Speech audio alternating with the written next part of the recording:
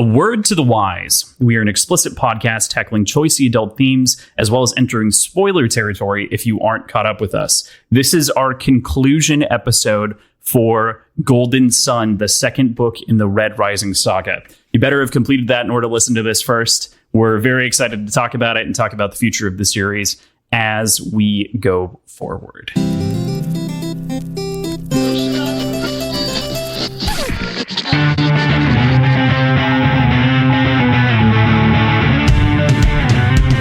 Hey there, this is Cross. And I'm PJ. And we are Words and Whiskey, a podcast for veteran and novice readers alike. We tackle fiction novels and love to talk about what we're drinking. Think of us as your drunk weekly book club. And this week in the drinking club, I decided to create a custom cocktail. So I'm excited to share that with everybody. But first, take it away, Crossland. Today, we'll be doing our wrap-up episode on Golden Sun. This is our 9th episode for Golden Sun. We've got a really special guest joining us today. Today, we have Tibb, a moderator of the Sons of Ares fan Discord and a huge fan of the series, chatting with us about all things Golden Sun and the first Red Rising book. Should be an absolute blast. Tell us a little bit more about yourself and how you came to the series. Hi, I'm Tibb, or Aiden. I don't really care if you call me by my first name or my username. But yeah, I'm a moderator of the Sons and Ares Discord, which is a growing fan Discord for Red Rising specifically. I'm an aspiring artist, a big nerd, huge fan of the Red Rising series, been a fan since before Morningstar came out, and I'm happy to be here. Yeah, we're super stoked. Definitely. It's always fun having other people on here. I'm not a huge drinker, so if I do get a little bit tipsy, this will be fun. That's kind of the point. I'm not gonna lie. It's kind of the point of the podcast. Nice little refreshing click there to the can. So with that, before we go into talking about all things Golden Sun, the wrap up and everything like that, let's talk about what we're drinking first. PJ, spill the beans on your custom cocktail that you're bringing to the floor today. So I created what I'm calling the Golds of Their Eyes, which also has a little bit of a nod to Darrow's original heritage. It starts with an ounce of Powers Irish whiskey, half an ounce of ginger simple syrup, 2 dashes of grapefruit bitters, and then I topped it with some homemade pineapple kombucha, and then a lemon wedge kind of decoratively put over the lip of the glass. So that sounds delicious. I didn't know how it was going to turn out. It seemed like it was all going to kind of not mix well together, but it is actually delicious, and I'm going to keep this recipe and make it again sometime because it's really fucking good. Nice. But after that, I've got a beer from Blackstack. It's a collaboration between Blackstack, Forager Brewery, and Jack's Bottle Shop, which is a bottle shop that just opened up from one of the former Forager brewers. Double dry hop, double IPA, 8.9%. Yeah, should be good because both those breweries are phenomenal. So I'm excited for that one. Who do we want to go to next? Let's go Tibb next. Yeah. All right, I've got something pretty simple. It's just a maple old-fashioned. So I've got some of this fistful of bourbon. It's a 5-blend straight bourbon whiskey from a local liquor shop. It's actually pretty good. I've been enjoying it. I've also got some orange bitter in it as well. And then I've got a White Claw on the side. Yes. Bringing out the claw. Oh, yeah. There are no laws in the podcast any longer. It will continue lawlessly. Yes. Yes, it will. There it is. I'll crack mine too, so I don't have to do that later and spill it all over the place. There we go. Cool. All right. Well, and follow us up, Crossland. What have you got? I am also having a custom cocktail that I made. I have for a very long time. I'm a big lover of Jones Soda Co. And the blueberry lemonade soda is my favorite thing on the planet. Legitimately. I remember this. I could drink 6 of those. I used to work at a distributor that carried them, and I would bring them home in like by the case, and they would be gone in less than a week. Just from Crossland. I have a problem. There's so much sugar. 35 grams of sugar. You won't believe it, but I actually added more sugar to the cocktail. Oh, God. Just completely separate. But I'm having a custom cocktail as well. Like I said, I've been trying to make something with this. I've tried vodka, I've tried whiskey, I've tried a variety of different things. I found the right Blanco tequila. And so on a whim, 20 minutes before the podcast, as opposed to doing the drink that I had planned, I threw this together and it's amazing. Everything's in milliliters because I didn't have anything that I could read that's clean, and I have a little beaker.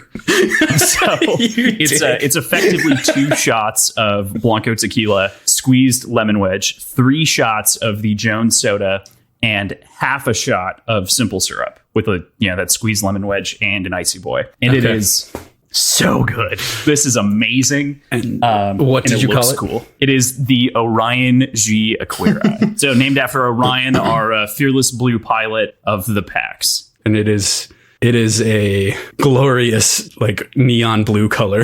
It's really pretty. It is really pretty. Awesome. I'm so excited. Everything turned out. It looks amazing. It tastes amazing. It's fantastic. I'm following that up with a beer that I've talked about previously, but it is from Wilmington Brewing Company. It's the Kitten Biscuit. It's delicious. I think I had this within the original Red Rising book at one point. You did lion cakes one time. I think I talked about lion cake because Kitten Biscuit is the little form of lion cake. Okay. Gotcha. I haven't had lion cake since I originally visited here like 2 years ago. Gotcha. Because they haven't rebrewed it. But yeah. Mm-hmm. I remember you talking about how they just make a bunch of different animal like sort of drinks now to kind of play off of that. Right. Because this was one of their big, crazy, well-selling beers was lion cake. And so they've gone and kind of made derivatives of it. So Kitten Biscuit, I think, is my favorite of the derivatives. It reminds me the closest of lion cake. It's not quite as full, but it's definitely still awesome. Oh, sounds amazing. Nice. So with that, we're going to get into kind of our free form, let's talk about the book conversation. So to kind of kick us off, I want us to kind of go one at a time as to how we feel about this book as a whole. Tibb, and to the audience in general, just a reminder, PJ hasn't read past book 2, obviously. So let's just make sure when we're thinking about it, we rein it in so that we don't accidentally spoil things for our boy here. I will try as hard as I can. The boy needs to stay pure. I'm trying really hard not to spoil anything because spoiling book 3 would be bad. Oh, yeah, it would.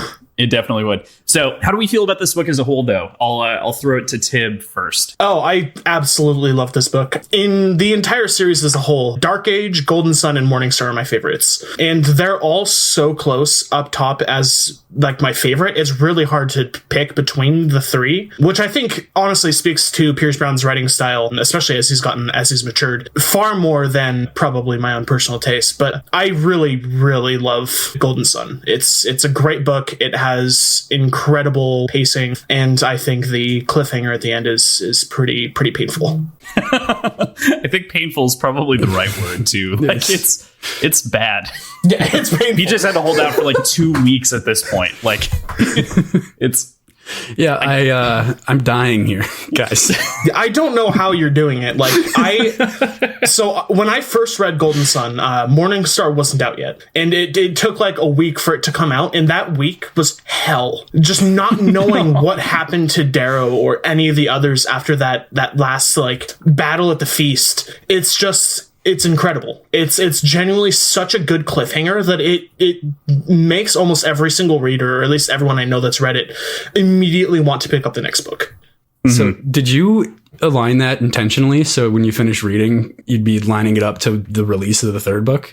I did not. I didn't even know the 3rd book was coming out. And so, yeah, so I read the first one. My mom bought it on a whim when one of her friends recommended it. And that's really weird, first of all, because my mom just doesn't buy books. And secondly, she's like pretty ultra religious. So like she doesn't buy books that aren't strictly for her religion. That was even more surprising that I came home and there's this book. It's black with a red feather on it that's like on fire. And I'm like, oh, what is this? Or no, it's not on fire. That's Iron Wolf. My bad. But there's the feather. And I'm like, oh my God, what is this? And like, I read the first 5 pages and immediately I was hooked. And I ended up buying all the books again with my own money. And that's when I was like a teenager and I made like $10 a year pretty much. Well, that was some good timing then. Yeah, no, it was really good timing. I was like, oh my God, this isn't like, how could this happen? I like immediately looked up the 3rd book on Google and it's like, the release date is like next week. And I'm like, thank you.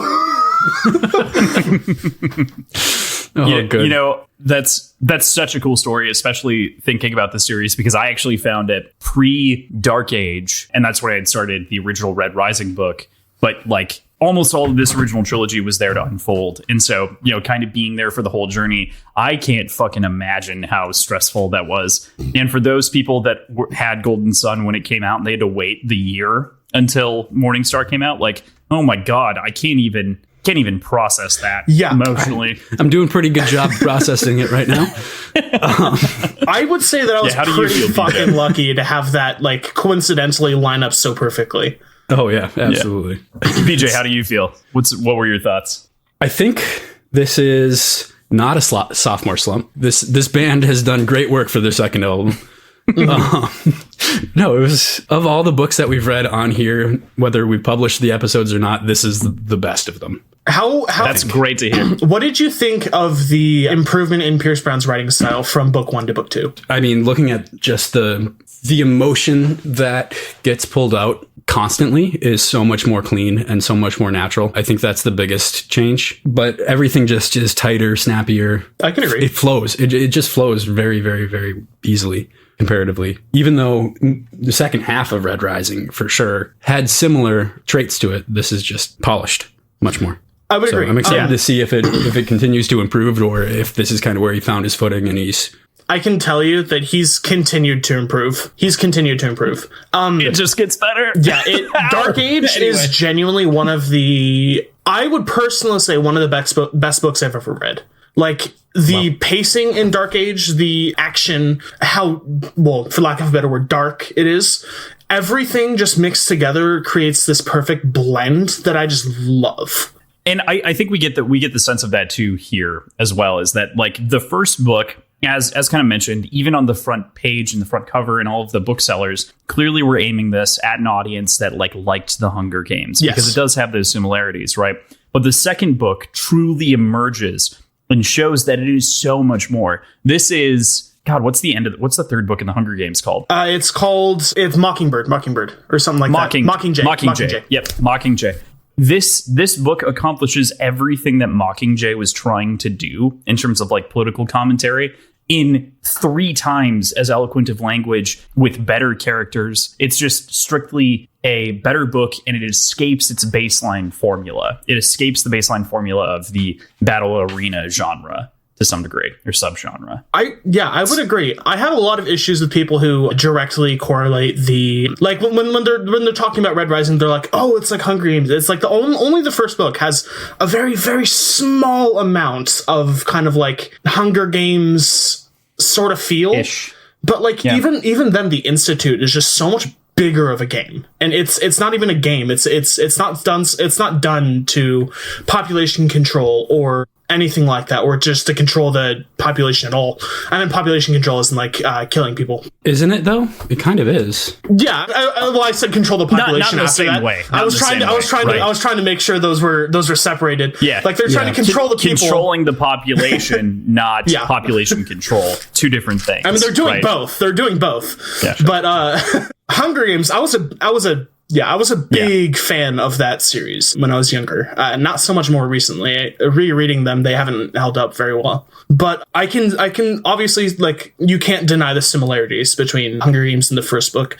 But book 2 is really where Pierce Brown is like, okay, I need to cement myself as a sci-fi author. I need to, separate myself from this sort of niche that I've written the first book in. And the second book is really, really where Pierce Brown is able to kind of show how creative he is. And like, obviously there's going to be some issues here and there, but in terms of second books from like series, I feel like Pierce Brown's is pretty much better than the majority of sequels that I've read. I 100% agree. PJ, who hasn't read a whole ton of books, of course, and that's part of the whole concept of the podcast, I mentally equated this at the beginning of our entire show.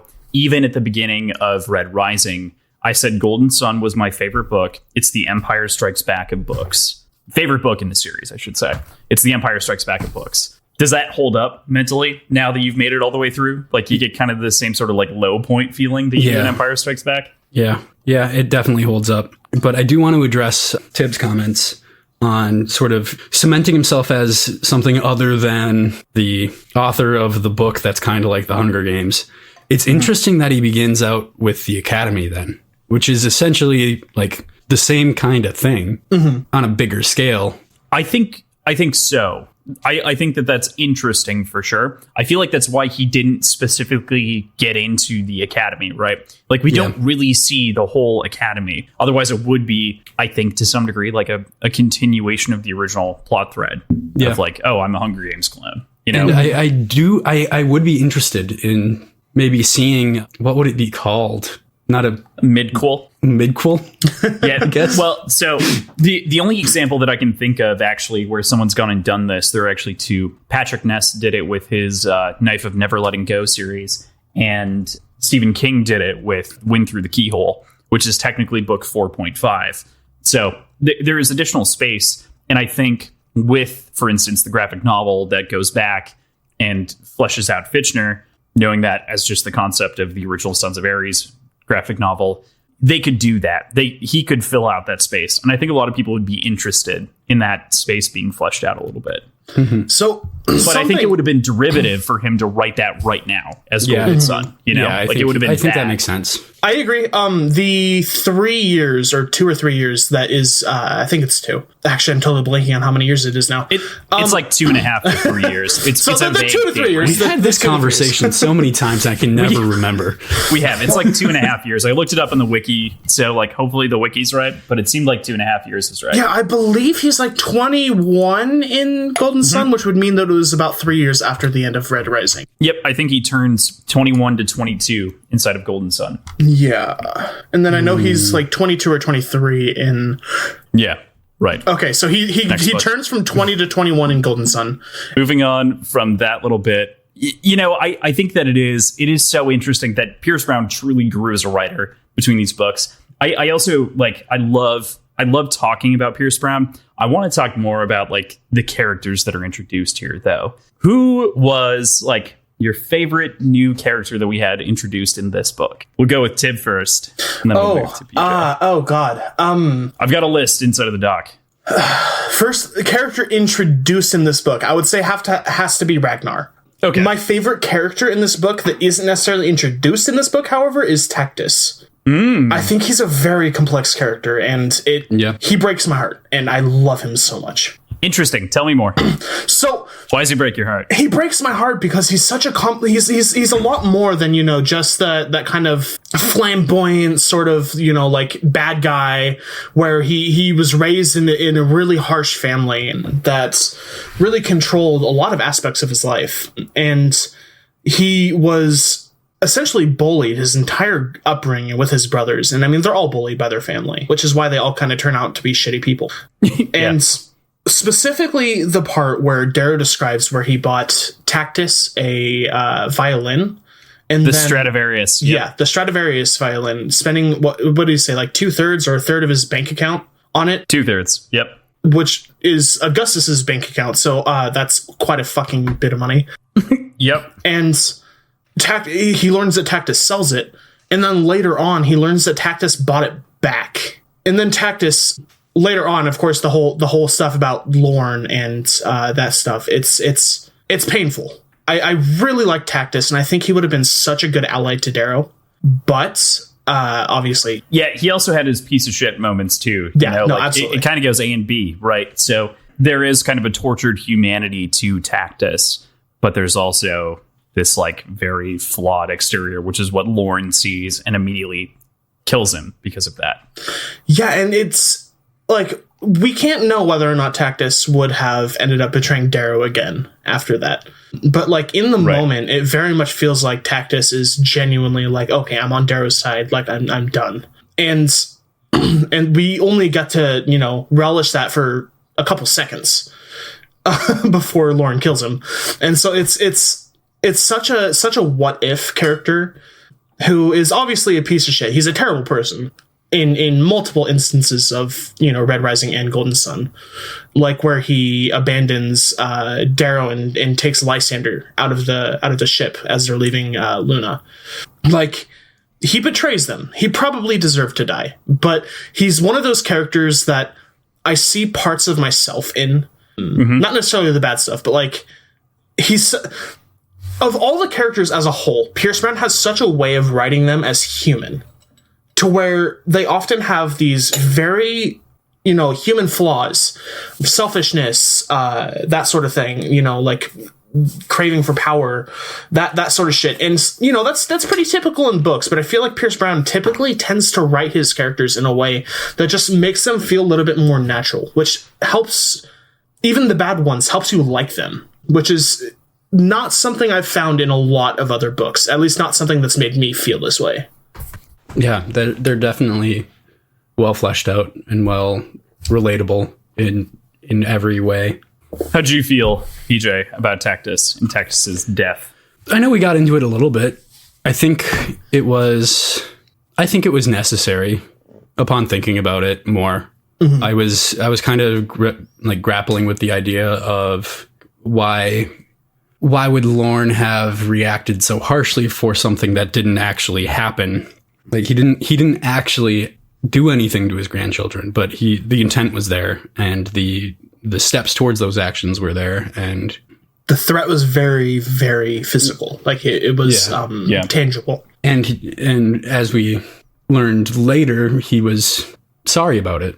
He came around in seeing Darrow's point of view, but regardless, he was such a complex character, and the interaction between Darrow and Roke talking about him and how he was secretly learning to play the violin again, and like not learning how to play, but learning a concerto for Darrow to perform for him. Yeah, to surprise him.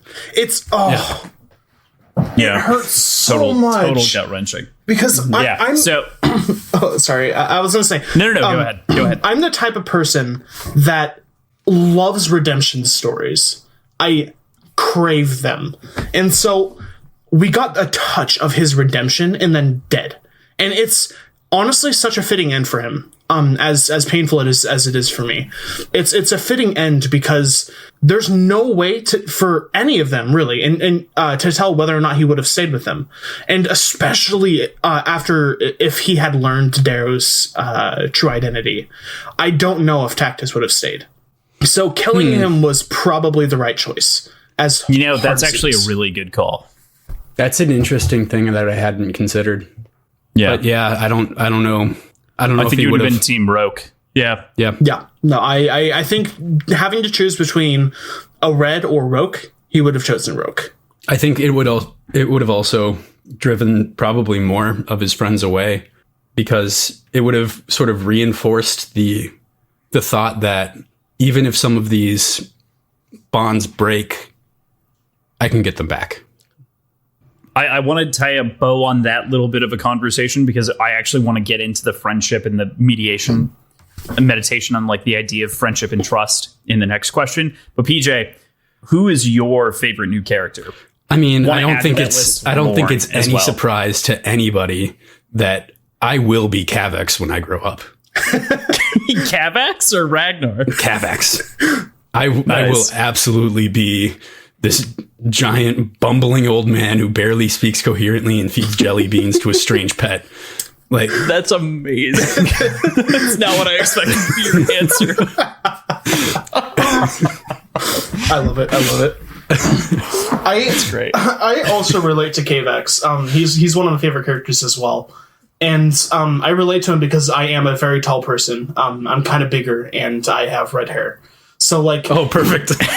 If I call myself a Telemanus on the Sons of Ares server, and that's because I'm kind of bigger than average, and I'm a ginger, even though the majority of the Telemanus family isn't actually ginger. Only Cavex has a dyed beard.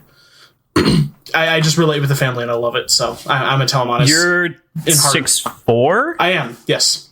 Yeah. Okay. PJ's 6'7". Just for context. Wow. Okay. Yeah. No, you're even more so. PJ's a monster. My younger brother is 6'8". So nice. that motherfucker is is up there. PJ's got 7 foot tall cousins, which is That just is nuts. insane. That's crazy. PJ is the shortest one in some family photos, What? which is just Not like the shortest, crazy. but definitely Well, in you there. know, like it's astonishing how that is how it has been handled. Meanwhile, I'm sitting over here at like a casual 5'11". Like, yeah, all my friends are over 6 feet tall. Like, I'm fucked in every photo. My older brother is 5'11", and he claims he's 6 foot tall because he's just embarrassed. Oh, good. Oh man. That's hilarious though. Cavax. I can't believe that Cavax is your choice though. It's so funny. Without question, without hesitation, it is Cavix. I love it. That's amazing. That's amazing. Oh, okay, so before What's we yours? move into mine, in this book that got introduced, man, I actually have like a deep fondness for Aja and Victra. Like I'm torn between choosing either of them. I think Aja is very complex because she has an absolute demand to be the right arm of the sovereign, and also has like a loyalty to Lorne and is truly kind of the arm and enforcer. But I see her as a very human character. She is an unquestioning right hand, and I think that makes her really interesting in a different way because she's so loyal. She's so profoundly loyal to Octavia. Yeah, I'm going to have to push back on you a little bit because I didn't see any loyalty towards Lorne at any point. I saw a little bit of fondness, and I saw some loyalty from Lorne towards Aja, but I didn't see anything going that way. I got to agree with PJ here, actually. You have to agree with PJ? Is that what you said? Yeah. I don't think that Aja has a huge loyalty to Lorne. I think she has more of a nostalgic love for him. Maybe a respect as well. Maybe. The reason that I think that it's a sort of adoration and love and respect, we can put whatever terms on it that we want for Lorne. I think No. I think you're right about adoration, love, and respect. Yeah. I don't think loyalty.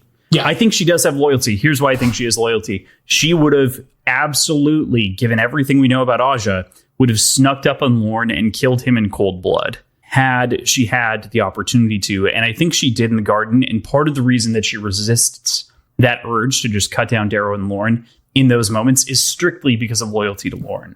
That's my thought, at the very least, on the reason that she wouldn't approach Lorne and she has so much respect.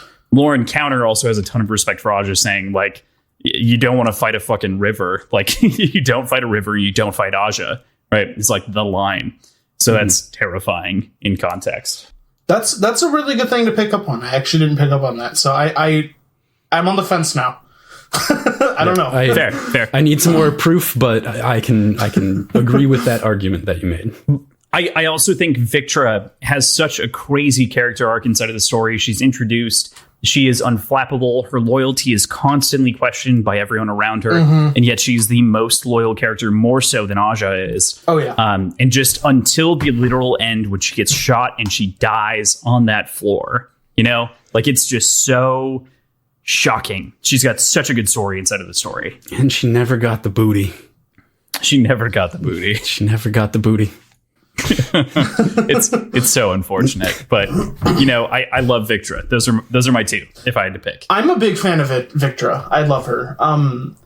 And her demise at the end of Golden Sun is painful as well. Yeah. And I find something I find really interesting about Victra that you mentioned already is that she is kind of questioned by everyone, including Darrow. Like, after his meeting with the Jackal and the bomb explodes and takes out that entire bar pretty much in the low area, Darrow asks the Jackal if it was Victra who did it, even though Darrow knows who did it. I can't tell if he's just trying to sow distrust or what, but I think my read on that was that he understood that she was kind of the black sheep and kind of distrusted from the beginning. Mm-hmm. So leaning into that pre-existing perception of her as a scapegoat. Okay. In the moment. That's kind of what I was thinking, but at the same time, it was like the fact that he even tried that speaks volumes about how people think about her. The fact that he thinks that someone would be able to be like, okay, yeah, it's Victra. Right. Definitely. Victra is one of the most complex characters in this book, and I think she gets overlooked a lot because she does have this like innate kind of sexual desire towards Darrow, and it's kind of played off as almost a humorous thing because Darrow's so he doesn't want those advances. He wants Mustang. That's the only thing that he wants at this point. Even he's constantly questioning that. And so I think she kind of gets this like humorous perspective inside of this book, but I don't find it funny. I guess that's maybe just a me thing, but like I think it like she is very serious and sincere, and he takes it as deception because that's all that he's used to. And I truly actually believe that there's a reality in which Darrow and Victra made a lot of sense together.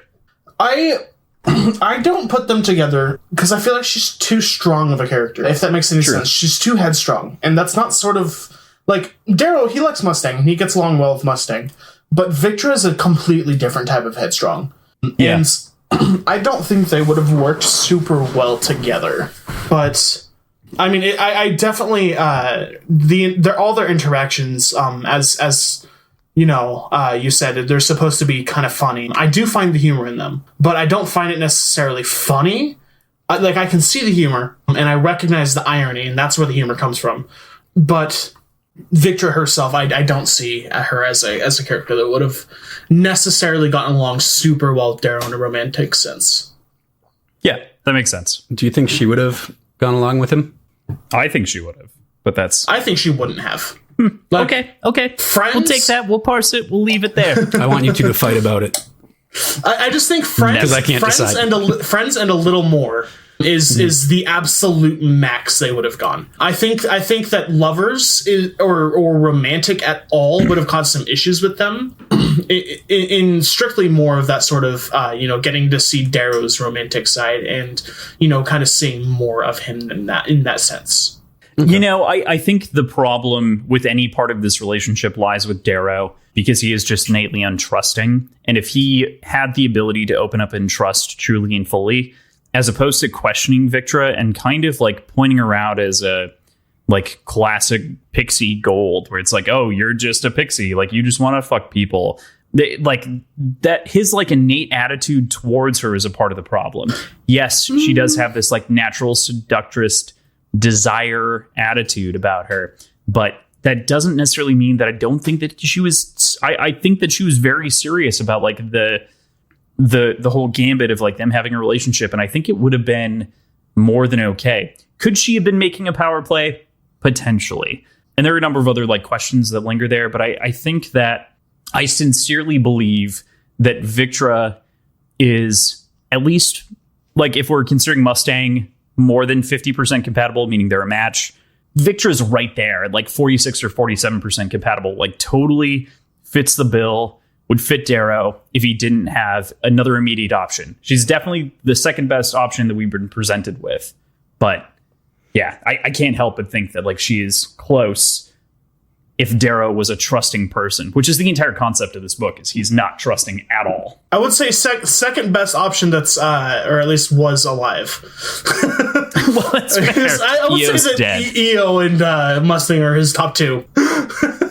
Seeing as EO is now out Available. of the picture. Let's call it available. That's fair. Okay, available. I agree though. I don't think that they would have been necessarily like completely incompatible. I would agree that they're probably near the like 40, 49, 48%. Yeah. I don't know. There's definitely there's a lot there that I don't have the experience to really pick up on, I guess. Sure. Mm-hmm. Well, I think that's a fair point. Like I had mentioned, kind of the core theme, I kind of want to dive into this a little bit. Cooks. I've got a bit of a block text as far as it goes to reading. Do we have any other thoughts here before I move into the relationship question? I thought you were going to talk about cooks. Oh, no. No, we'll get to that in book 3. Don't worry about it, PJ. I already know what chapter I'm talking about. Okay. Don't worry about it. I think while Darrow's lack of trust in general can be seen as a weakness, I feel like it's kept him, like it is what kept him alive this long in this situation. Like I don't think that should be thought about too lightly. because he exists because of his lack of trust. There are so many times when he could have spilled the beans about it and could have been just cut down instantly. Speaking of trust, I think we should. I don't know if Cross has this planned for later in the talk, but I think we should talk about Severo and Darrow specifically. Yeah, so I want to get into this whole concept, and I want this to be the next thing that we talk about. So, got a bit of a monologue here, so bear with me. Now that we're through the book, I'd like to mediate a second on relationships contained throughout, right? We've got Severo, which is an obvious one. Mustang and Roke, I think, are probably the three biggest relationships. We also have Lorne as the distant mentor, who's important. You can talk about him as well. While Mustang is obviously the most obvious and prominent relationship displayed throughout the novel, I think the relationship and neglect of Roke is important to discuss. I think it's plausible that Roke would have been similarly conflicted as Mustang is in the scene in the tunnel and everything else, if Darrow would have actually made the decision to let him in. I want to fill out this quote. He folds his hand gently, a teacher arriving to a point. So do I feel lost? Always. When Leah died at the Institute, his lips slipped gently downward. I was in the dark woods, blind and lost as Dante before Virgil. But Quinn helped me, her voice calling me out of misery. She became my home. And as she puts it, home isn't where you're from. It's where you find light when all grows dark. He grasps the top of my hand. Find your home, Darrow. It may not be in the past, but find it and you'll never be lost again. And I think that that quote specifically early on in the book sums up the entire experience we discussed last week with him going home and all of kind of the revelations that happen, as well as the sacrifices that he makes for his friends and friendships, but he doesn't make for Roke. Like there's such this entire book kind of rotates, I think, in my head around this one quote, which is that find your home, Darrow. May not be in the past, but find it and you'll never be lost again. I don't know. I just like every time I think about it, there's this albatross of the sacrifice of Io hanging around his neck. There's the friendships that he's lost with Severo, or not. He almost lost with Severo. He didn't really lose it. It's memes and unicorn porn and everything else, but completely lost with Roke, right? Because he couldn't trust and plan on the future. Instead, he was stuck in the past. And he never really admitted anything to anyone until Mustang in that last second. Right. So I had a little bit of a different take on this quote. Sure. He seemed kind of like that obnoxious person that finally finds love and thinks he has it all figured out. So he's talking down to you. That's the feeling I got from that quote. Was really find your home, man. I didn't get that feeling from that quote because Roke has always been sort of the poetic person. Yeah, that's fair. So I took that as sort of his just personality. Him just pulling out some sort of lyric or some sort of poem or some sort of quote unquote deep thing that he likes to pull out of nowhere to give to people as advice. As someone that's frequently compared to Roke, I hate that you said that out loud.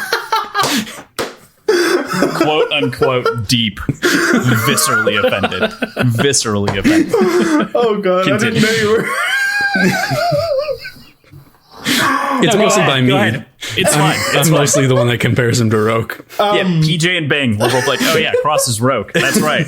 That's funny. That's really funny. Roke is one of those characters that I have so many thoughts for, and I can't really get into a lot of them until after Morningstar. So I'm gonna be trying really hard to not go into spoiler territory here. But Roke is a fascinating character.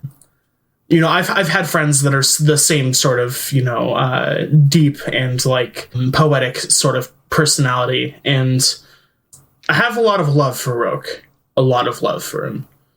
And I definitely think that he's one of the characters that would have sided with Darrow. Had Darrow. I'm waiting for the butt here so hard. There's a butt. I'm actually not planning for a butt. I'm just a little bit tipsy right now. So my sentence structure might be a little bit loose. Roke is the character that has so much potential to be such a good ally and be the best friend for Darrow. Mm-hmm. Right. And it's just the part where I specifically see the rift between Darrow and Roke start is at the gala when he tranquilizes him and knocks him out, and in order to you save him from the explosion, which makes Roke distrust Darrow because Darrow didn't let him in on what was going on, and that's where I see the rift between Darrow and Roke start.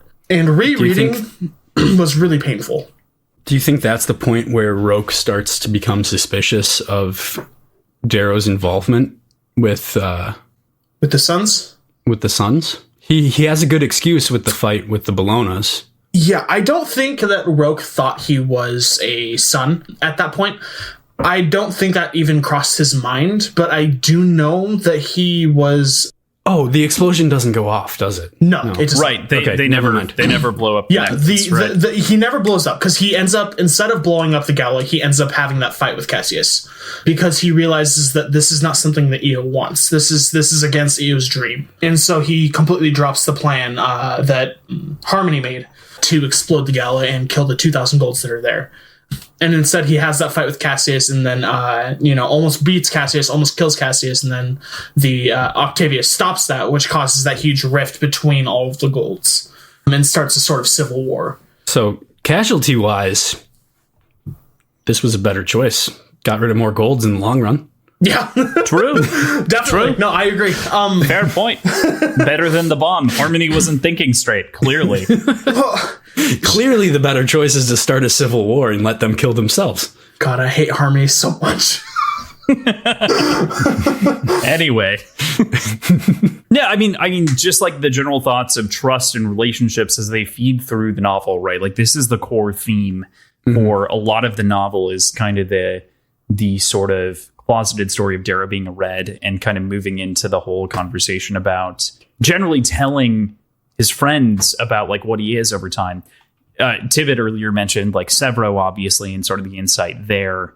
I will say that there was a comment on how Roke might have reacted similarly to Mustang. That's what I thought. Yeah, mentally. And I think that's true, but only before the gala. Yes. I think any earlier time would have been more violent because this friendship was mending. That's true. Okay, wait, real quick. Do you think the friendship was mending over the course of this book? I thought it was breaking up over the course of the book. No, it was mending at the very beginning, and then it breaks up completely after that.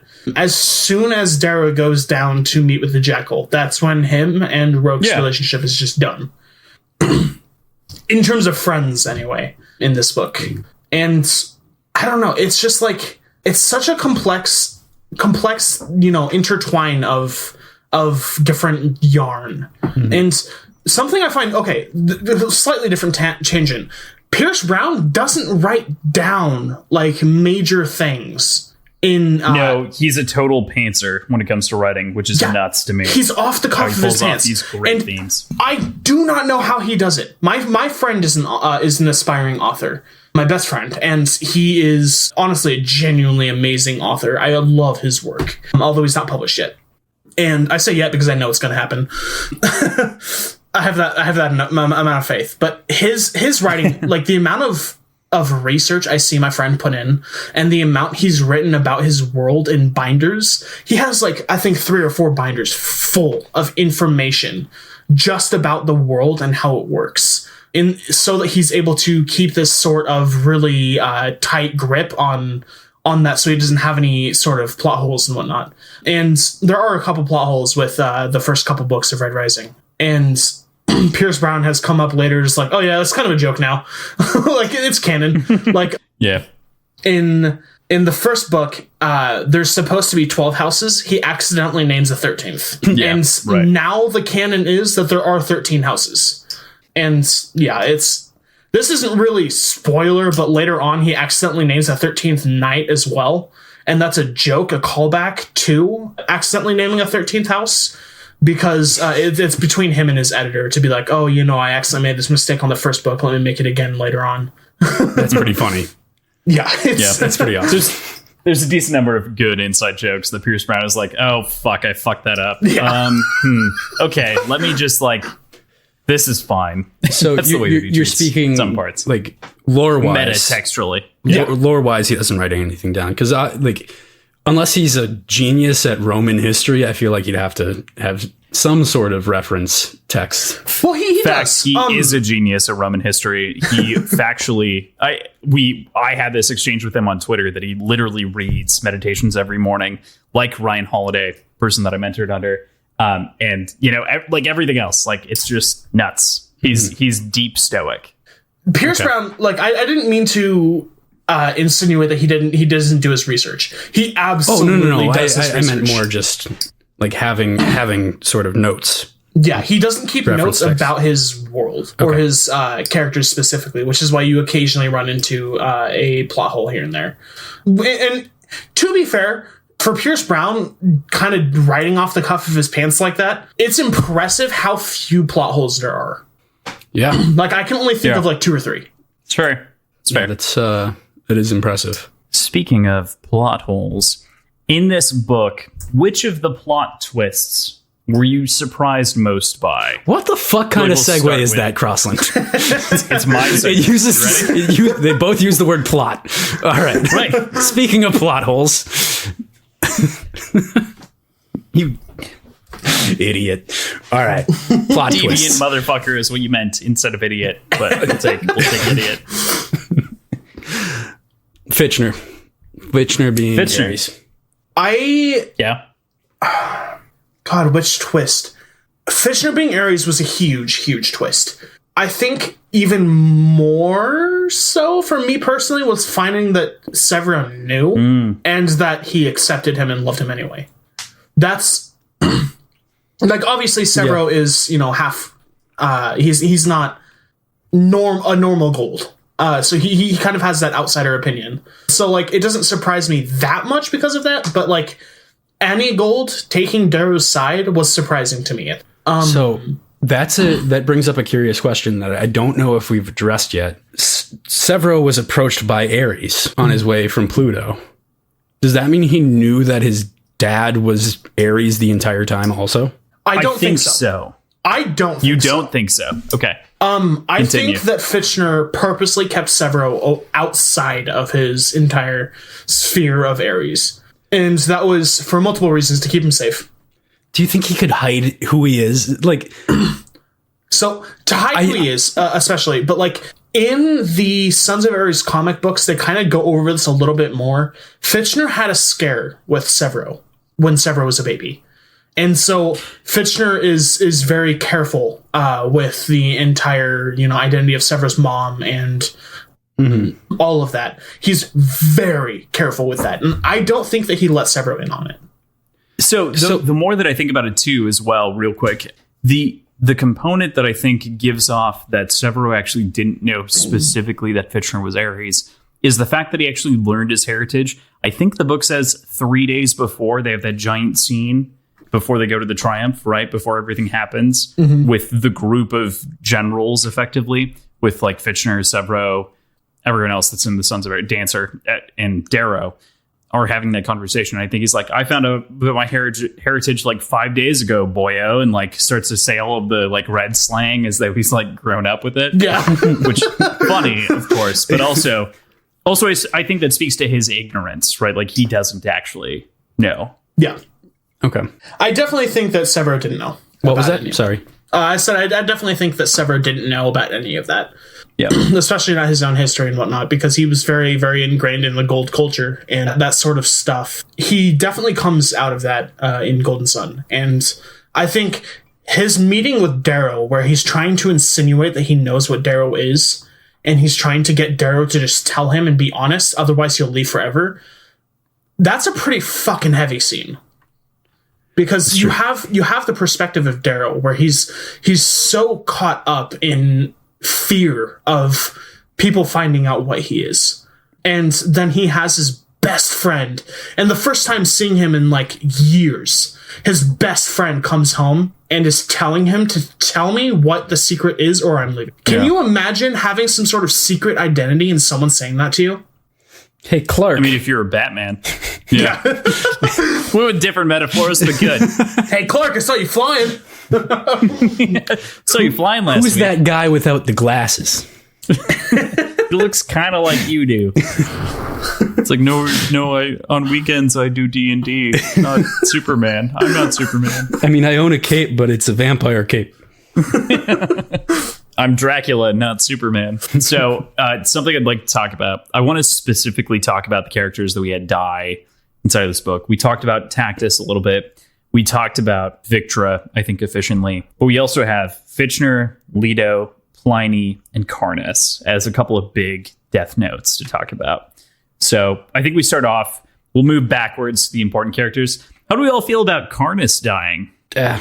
I don't care. Yeah, I didn't really care. I mean, I wanted him to die. I guess it's like the counter. Like he needed to die in my head. Like I was excited that he was dead. I think he was a really interesting villain, though, even more than Cassius is. Like he seemed more influential and more of an opposing threat. Interesting. Than Cassius, because Cassius, in my mind, it's a schoolyard grudge that's kind of playing out over an extended period of time. I don't think of him as a rooted member of the society that Darrow's fighting. It seems more of an insulated fight, even though I know that's not what it is. Just the way I imagine it, having very quickly experienced them as teenagers and friends, growing into this only a couple years later. Like, these kids are younger than I am, than we are, and I'm supposed to take him as the big bad, and it's hard to make that connection. So Karnas to me seemed, he was older. I mean, not by much, but he seemed older and just more imposing. So I don't know why that's how I felt about it, but Karnas to me was one of those characters that wasn't fleshed out enough. yeah. I definitely think that he was a big bad, and he's sort of made out to be that, but that's only made in Golden Sun. And then Golden Sun kind of ends that as well. And it's kind of such a bound to the book specifically that I don't have a whole lot of thoughts to it, having the knowledge of the entire series. Because he's such a minor character in scope of the entire series that I don't have a whole lot of thoughts about him. It seemed like he was being set up to be a much bigger part of the story as well, especially with him getting a quote on one of the part breaks. Mm-hmm. Yeah, it was his mud quote, right? Yeah. Like the consistent. Rise so high in mud you lie, or something like that. Right. It's effectively like a reinterpretation of Icarus. Just fly so high in mud you lie. Well, I think it's rise so high. Whatever. Yep. Whatever. But it is an Icarus metaphor. It is. Like that's sort of the undertones. Yeah. So that also brings up Darrow's second call sign, which was never mentioned again after the Iron Rain as Icarus. Is it a callback to that? Probably. I think it's all internal. I agree. Yes. Knowing Pierce, or not knowing Pierce Brown, but knowing his writing style and how he kind of, has inside jokes like that, I absolutely would not be surprised. Yeah, because the next chapter is Ruin, and like the chapter opens up being called Mud, and so it all, and like that quote is also called out twice inside of that chapter. Rise so high in mud you lie, or inside of that section. Excuse me. He repeats it to him. Yeah, he repeats it to him as he kills him. So it kind of feels like the Icarus narrative to some degree is reversed, because he's like, you flew too high, too close to the sun. I'm putting you down, even though originally it's the other way, right? Like Darrow's the one being put down. There's so much pointing to that quote and to Karnas in general. And I didn't know Karnas well enough to care enough about that. It's fair. That's fair. And I think that's the problem with Karnas's characters, that he doesn't get enough characterization. Mm-hmm. His character isn't super, super fleshed out or deep, or, doesn't have a whole lot of depth. And I think that would have been helped by having the Academy being shown more. But as we discussed, it was probably the right move not to. Yeah, I definitely don't think he should have spent more time on the academy than he did. I would love some sort of like side comic or side story about that, because it definitely sounds interesting. All I'm saying is that's where Karnas would get fleshed out, I think. I agree. Yeah, at least as a villain, he would be a lot more fleshed out. Right. So I think that we can move on from Karnas. I want to talk about like Pliny and Leto in conjuncture, because I think they just go together naturally. Leto is killed very early in the story, of course, but originally he's kind of painted as a Darrow replacement to some degree for Augustus. Yeah, and I feel like Pliny. We don't really get... We don't get a lot of Leto, but we get a lot of Pliny. We do get a lot, of Pliny. Oh god, I hate Pliny so much. We did discuss... politician. I guess we should address, because there's been a few of these, just pronunciation, if it matters at all. I think Kavix we pronounce differently between all three of us. I say Kavix. Yeah, Kavix. I go by the audiobook narrator. That's like except for Pliny. Pliny, the audiobook calls him Pliny. Interesting. Which seems wrong. Pliny for my entire life. So I don't think I could Pliny ever say Elder. Pliny. It's Pliny in my head. Yeah. Because Pliny would be two N's, I think. I would agree.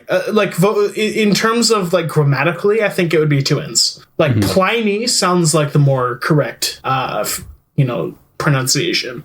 So we've got two characters left to talk about. Speaking ill of the dead characters. And I think they're the two biggest, though, which is the other part of this. So we've got Fitchner and Lorne.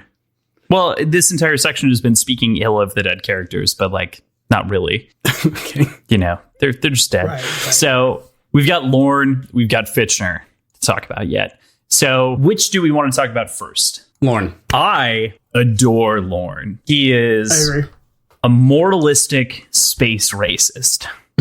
He's got good morals and a good grounding and has solid ideas and thinks that he can make it work, but also understands the futility of the idea, freedom in the context that he's inhabited. We've talked about this before, where Lorne has been so pinned to the ideas that he's believed, that he's been trained over 110 years inside our society to believe.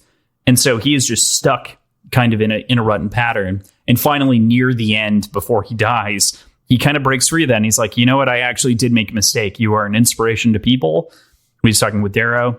But otherwise, he is a core stoic who believes that the only thing that you can immediately impact are the people around you. And he teaches and raises his family in a way that he can impact the people around him best. Mm-hmm. And I think that he's a very interesting character because of that. Doesn't mean he's not a space racist, though. Yeah, he is. But they're kind of all space racists, so you kind of have to, or the majority of them. Even Darrow. So you kind of have to put that aside when you're judging their characters. It's hard, yeah. So, like... Darrow's planning mass genocide on an entire race. I mean, yeah. Fair.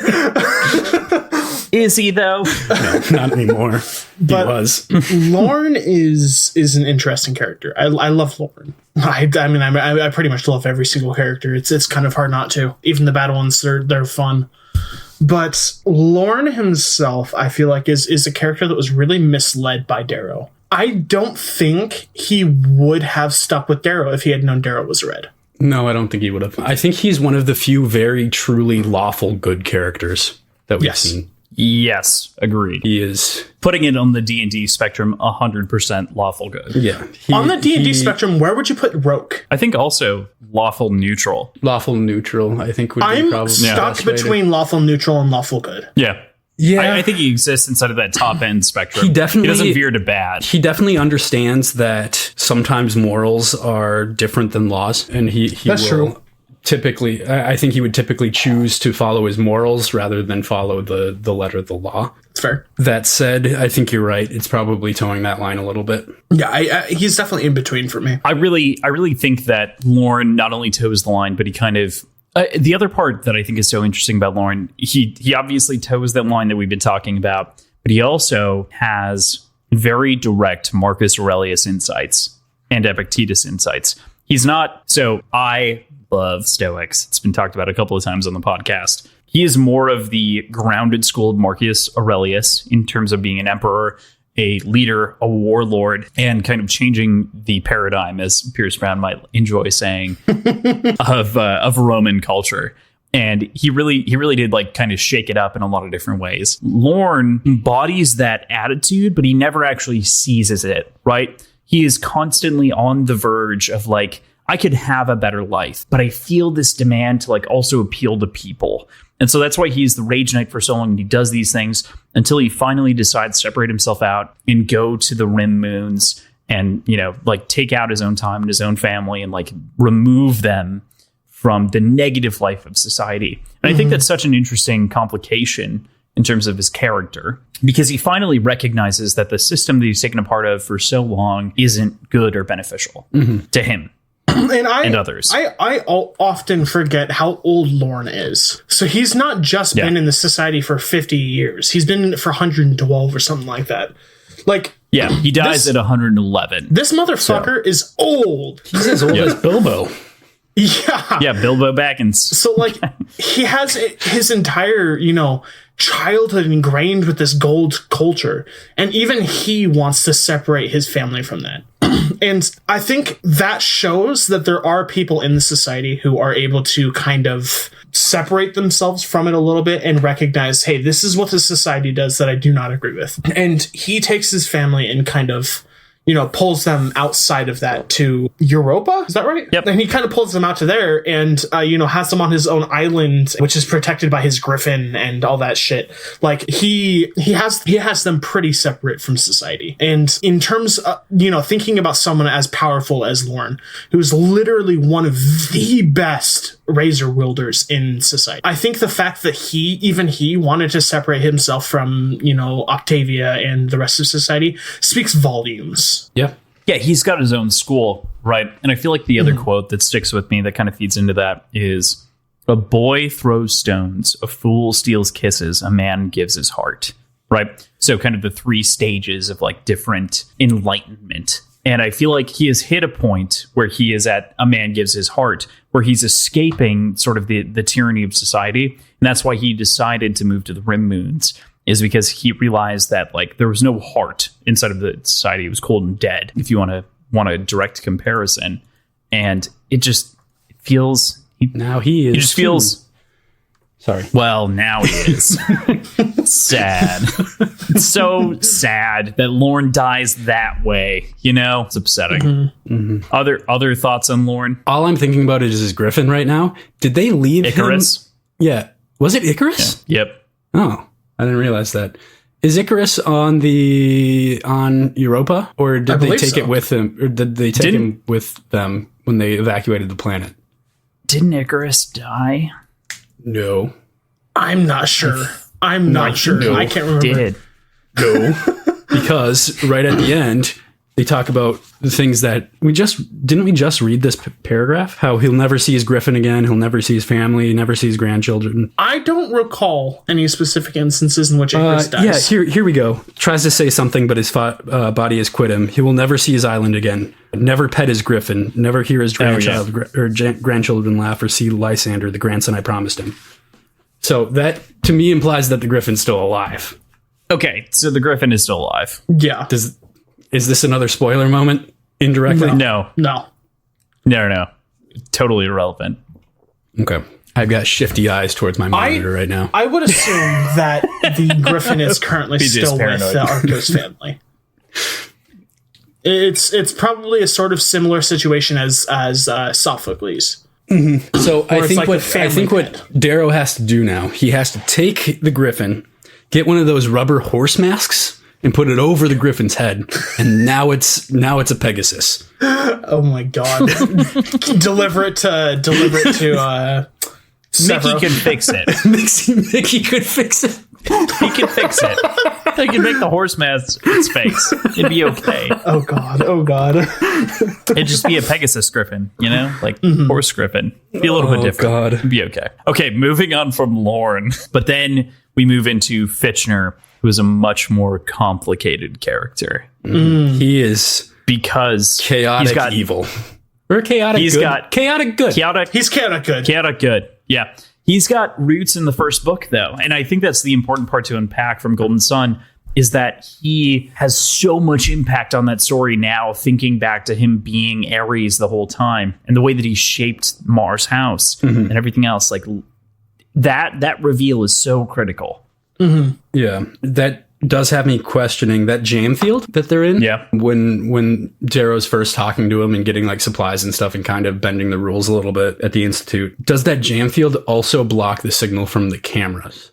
In the ring? I believe so.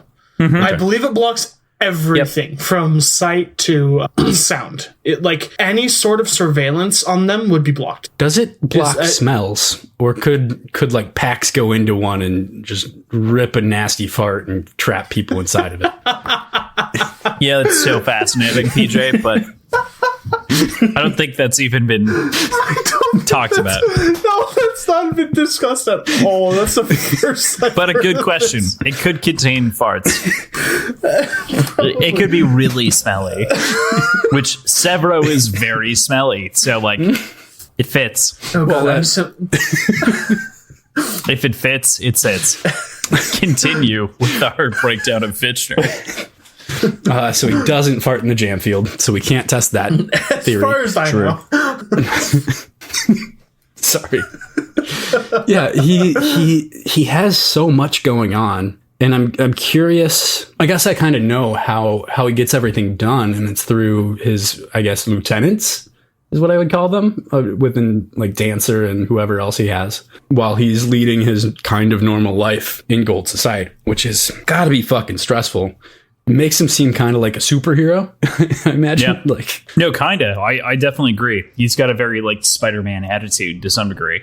I was gonna go with like Batman. Batman's good. I just think Spider-Man, because like you're hiding, you've got your real persona and then you've got your fake persona, or in reality you're trying to save people and you're almost kind of mix and every matching. Superhero in existence. Leave me alone. Fair. You described just kind of superheroes in a nutshell in the most vague terms possible. I love Ant-Man, and I want to be left in know. You argued that specifically describes Spider-Man. Did I? Yes. Are you sure? Is that what that was? Okay. Anyway. So Spider Fitchner is creepy crawling along the walls and blowing up pubs for golds, but not really, because that's Harmony. Yeah, I was about to say that's not you know Fitchner or Dancer that is doing that. That's just straight up Harmony. One thing that we never really got to discuss with Fitchner is what's to be done about the sort of splintered faction of the Sons of Ares that are acting independently, and what's to be done going forward if that happens again, which it would. That seems like a very natural progression in that sort of slow-moving revolution.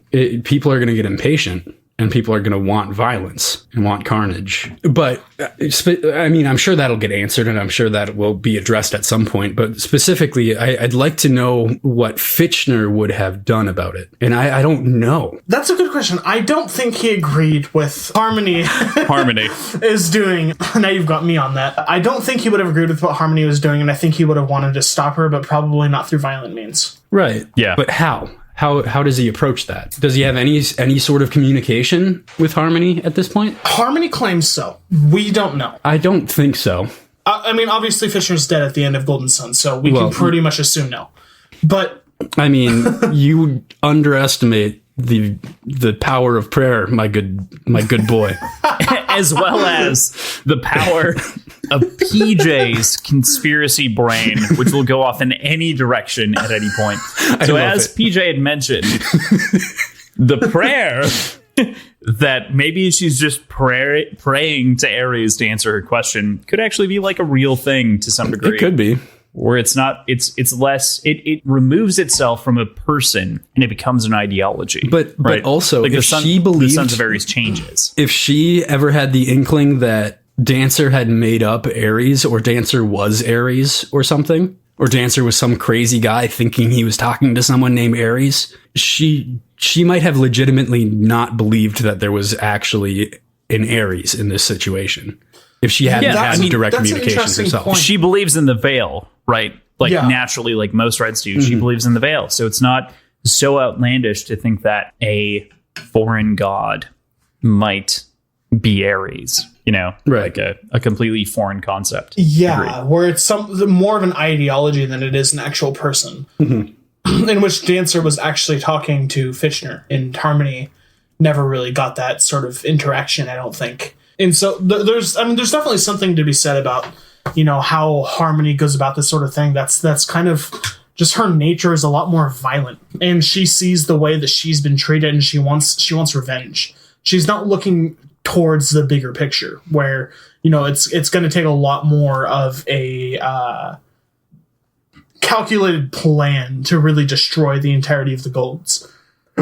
She's like a graduated Tactus to some degree, or not Tactus, sorry, Titus. To some degree, right? Okay. Like she is on the ground level with the Reds, as opposed to Titus being very much just the absolute rage personified in gold form from the Red perspective. And she's just more, I don't know, adjacent to a lot of our other ideologies that we see here. And you have to keep in mind that she's the one who picked out Titus, who originally went by like Arnis or something like that. And so she picked someone who was closer to her, sort of personality. And Titus was carved after Darrow was. Darrow was the first Red carved into a gold. Let the record show, PJ, that's actually not a spoiler. That is something that's been in this subtext. Yeah, that's in Golden Sun. I know for a fact. Yeah. I just read that part. Talking about all this. And Dancer would definitely pick someone that's more concerned for, the bigger picture, at least someone he sees that would be able to attach themselves to that. And I absolutely think that Darrow was the right choice for that, because he does end up realizing, like, especially when he meets with Harmony again and thinks she's the one running the Sons of Ares, when she gives him the bomb and he doesn't end up blowing it up.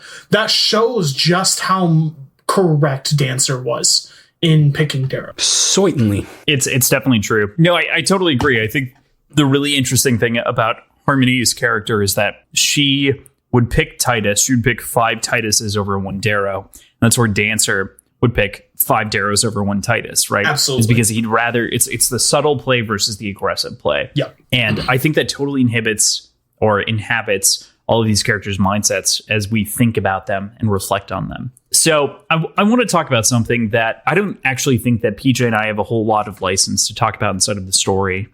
It's something that I feel like I picked up on undertones of, which is the sort of larger theme of being in the closet, as like Darrow's in the closet consistently as this Red and wants to reveal his true nature to friends, but fears the reprisal that's going to come from his friends ultimately. And I feel like that parallels sort of the LGBTQ undertone and support inside of the story. I kind of wanted to ask you that question and your perspective on that, Tibb. Yeah. So to listeners that don't really know, I am bisexual and openly bi. I grew up in a very, very controlled environment that was very anti, LGBT and all of that sort of stuff. And honestly, until recently, until you pointed out specifically, I didn't recognize the parallel between Darrow being in the closet as a Red versus like me as a teenager being in the closet about being bi. I honestly did not figure out the parallel until this moment. Okay, well, I just don't want to speak to it. Like it's not my place, but I felt that. If you don't know, you're free to. That is absolutely something I recognize now. I picked up on a lot of the other LGBT stuff that was in the universe specifically, such as like when the Jackal mentioned Darrow, sexualizing himself to be an important person in Gold Society when they first meet, and Darrow is like, oh, the mistresses or whatever, and he's like, oh, what are we talking about, women?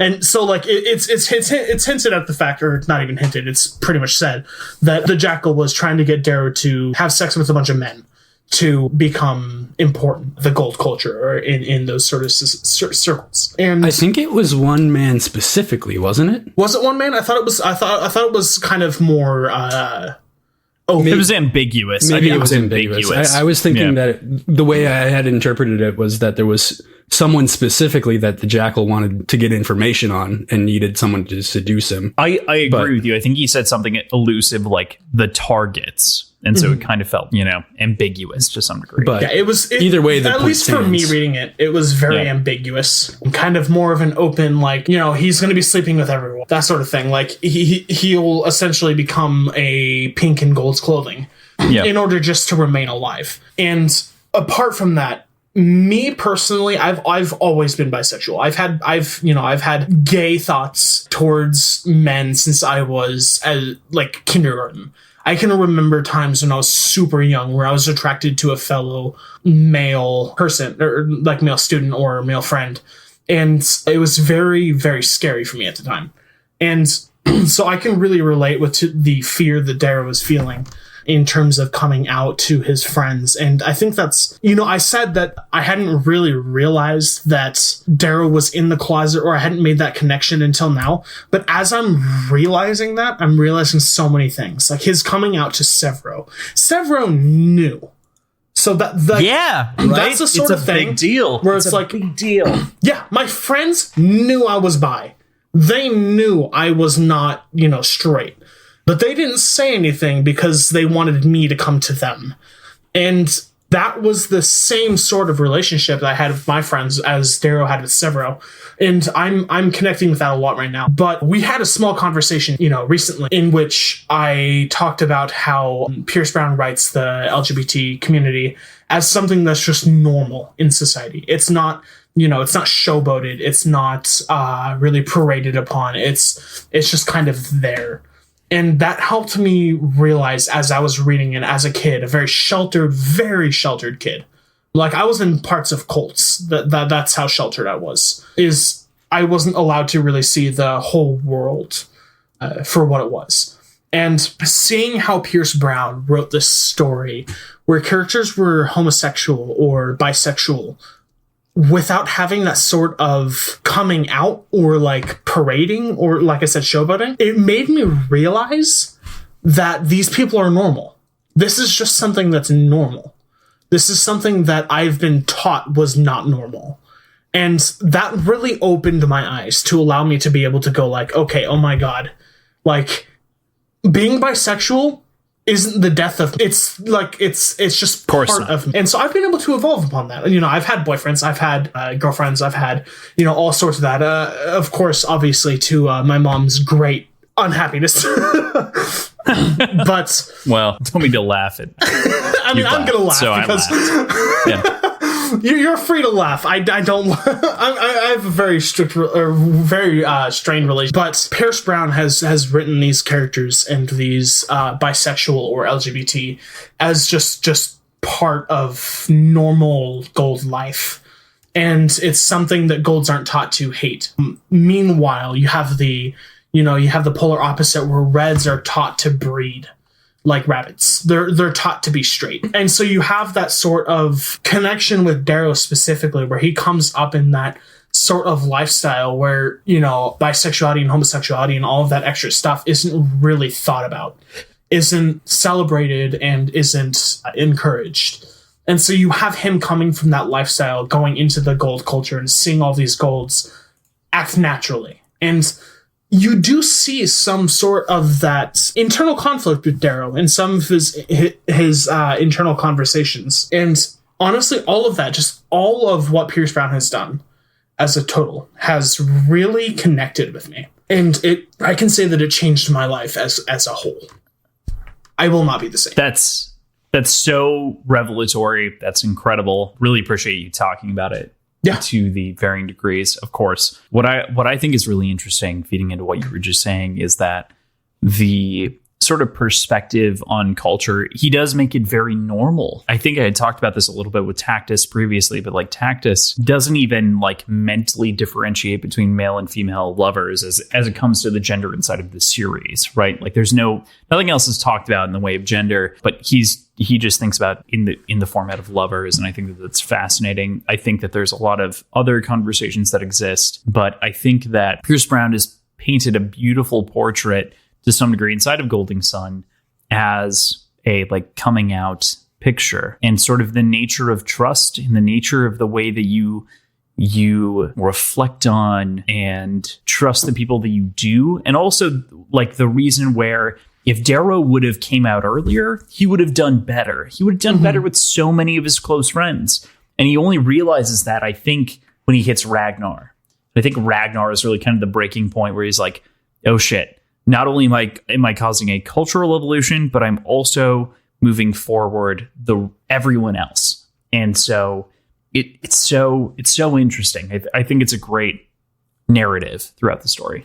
Yeah, I would agree. Darrow, his relationship with Ragnar, and he comes out to Ragnar pretty early on in his relationship with Ragnar, and you see how well that turns out. But that's also someone who's outside of the gold culture. He's a stained. He's an obsidian.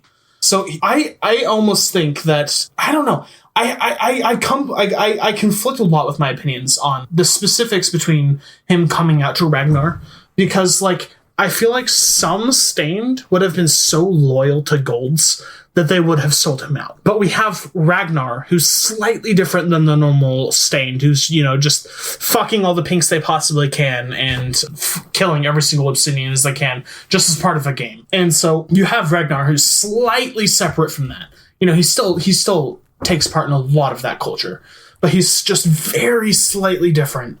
And that, I don't know, I conflict a lot about that. Because, like, I feel like so many Obsidians probably would have sold Darrow out. But Darrow, comes out to Ragnar as a red. And Ragnar immediately turns around and helps him take over that entire ship.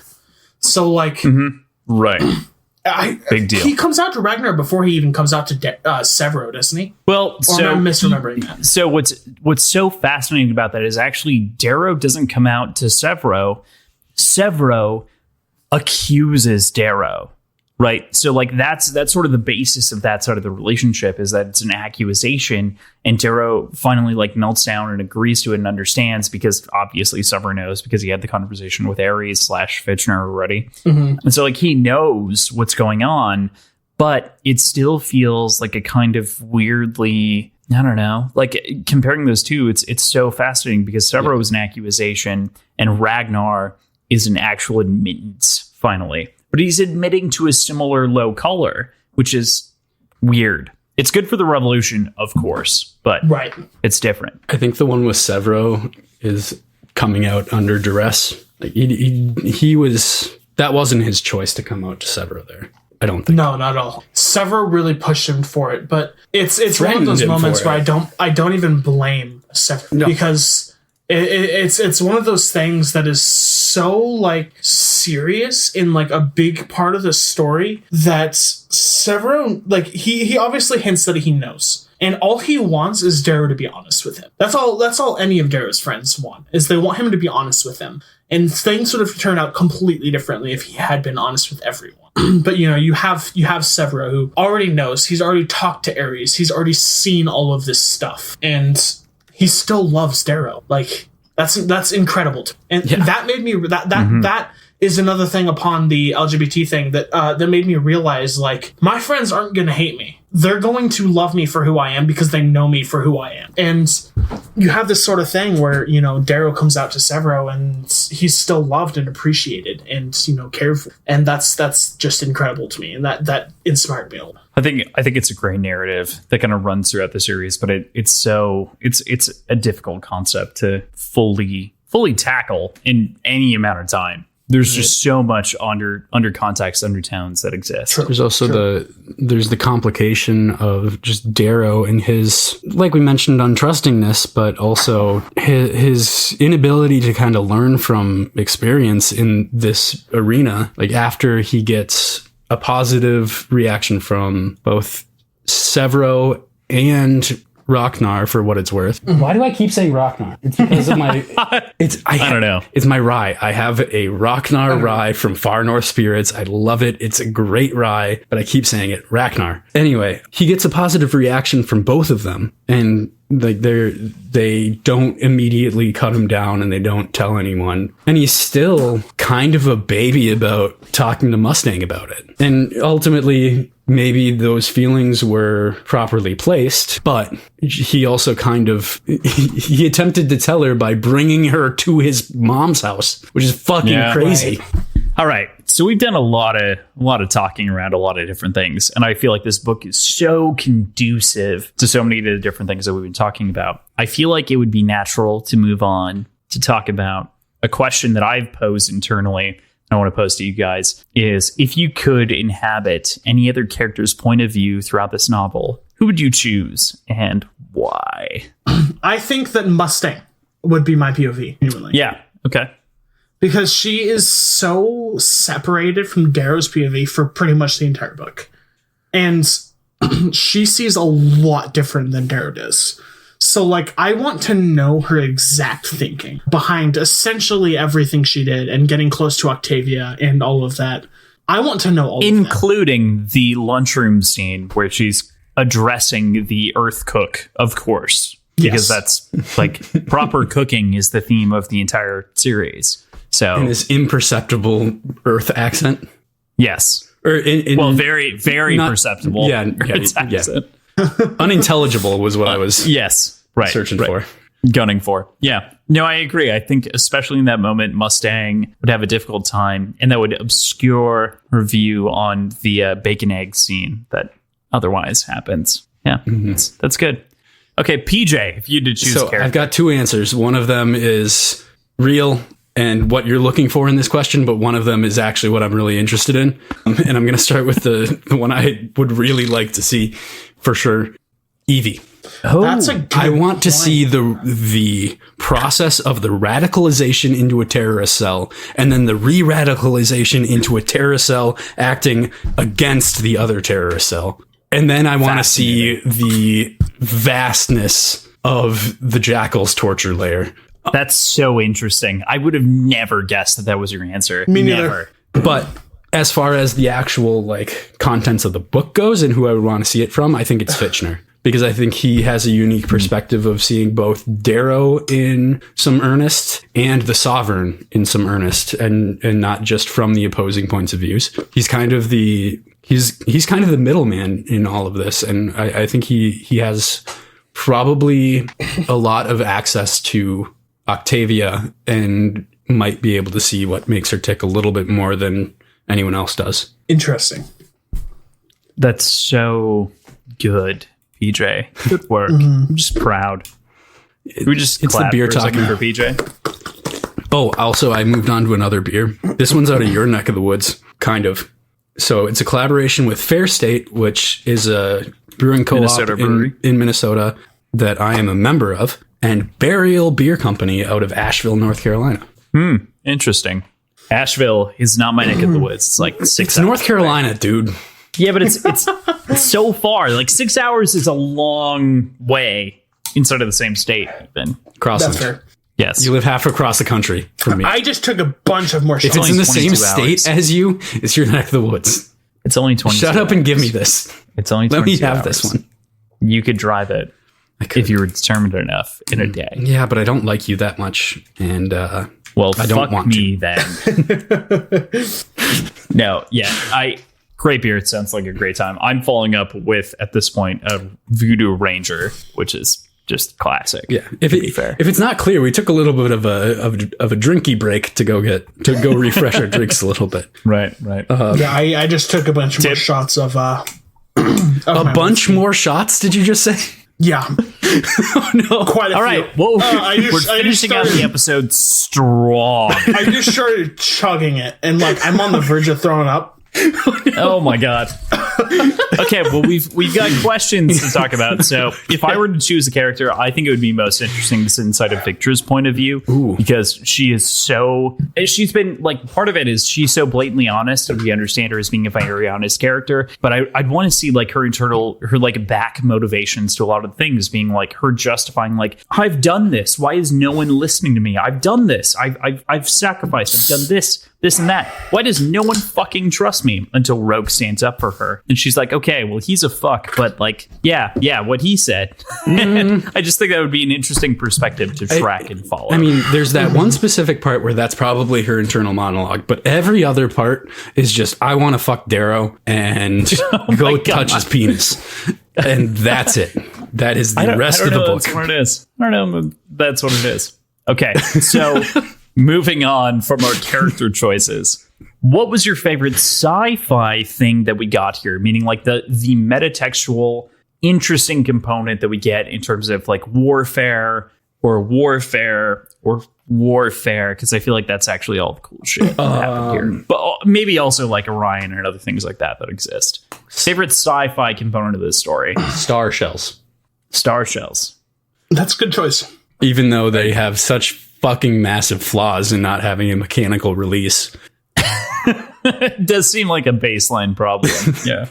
Like they can be. The fuck are you doing? They can suffocate their wearers with with an electrical failure. That seems like a that's definitely a big issue. Yeah, they did not pass the 12 safety tests and safety crash test dummy tests that every car manufacturer is required to go through. And the cars shame don't on try them. to crash into planets, do they? It's true. I mean, they kind of do.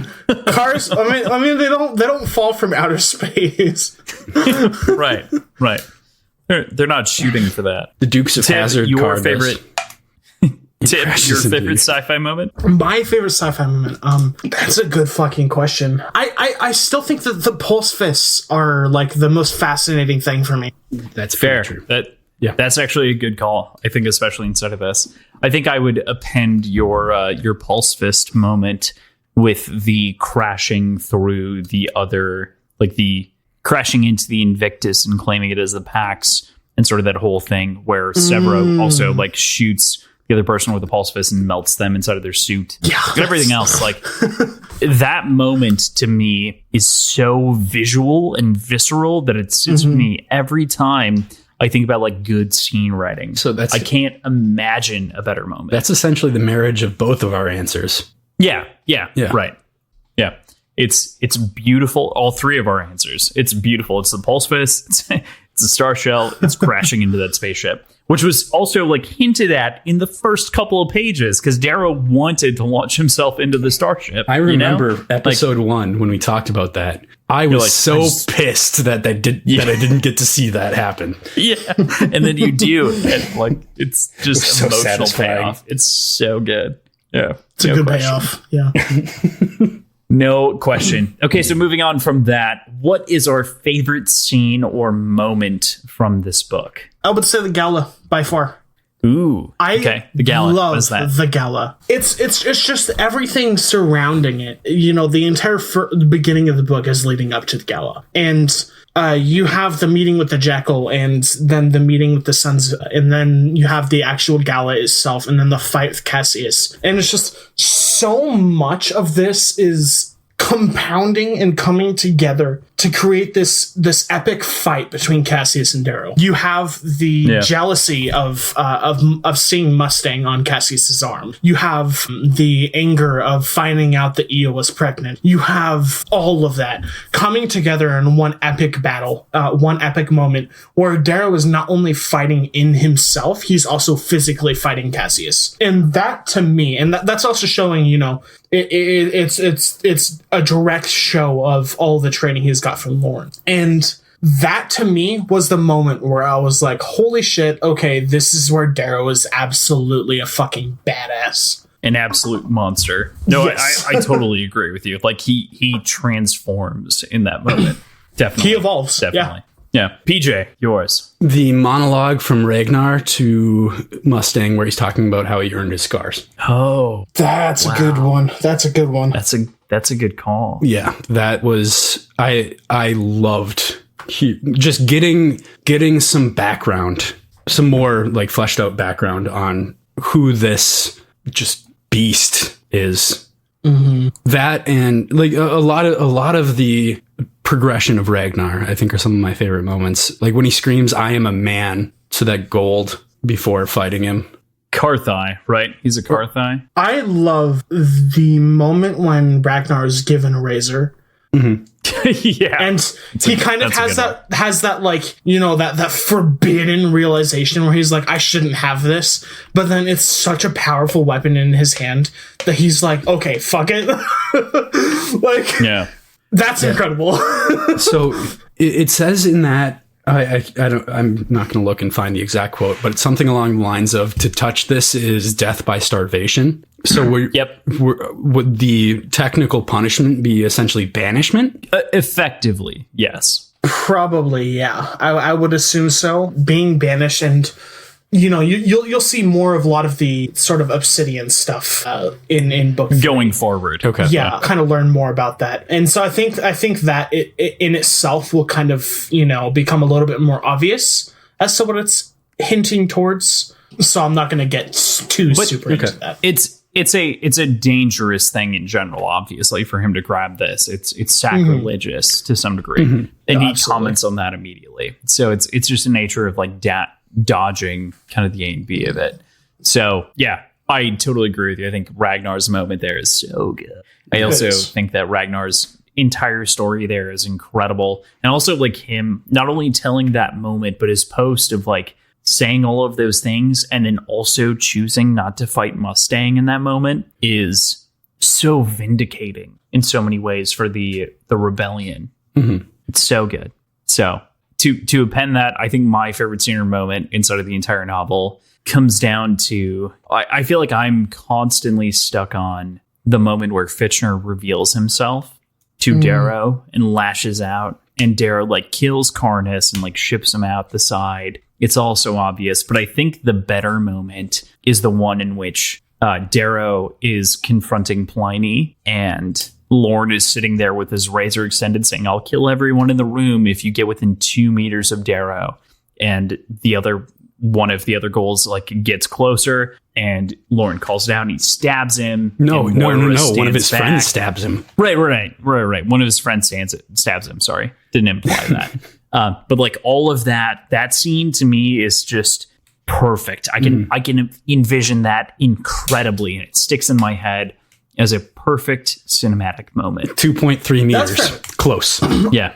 I personally have a really hard time picking specific moments that I would think would stand out cinematically or anything like that, because I am a very, I lucid dream a lot.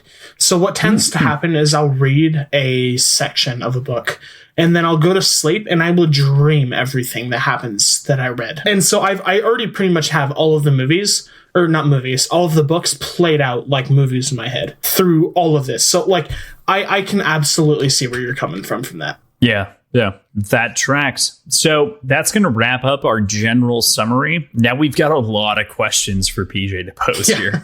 So we've got a lot of questions to PJ moving forward. So if I understand correctly, I'm answering questions not from you, Crossland, but from people that have interacted with us in some form. Both. 100%. None of these questions are actually from me. Some are from Twitter. Some are from Gmail, and they didn't want to like put their name on it. Some are from Instagram. Okay. So it's a good diverse mix. We have a couple of good questions from some of the fellow moderators and fellow contributors inside of the Sons of Ares Discord.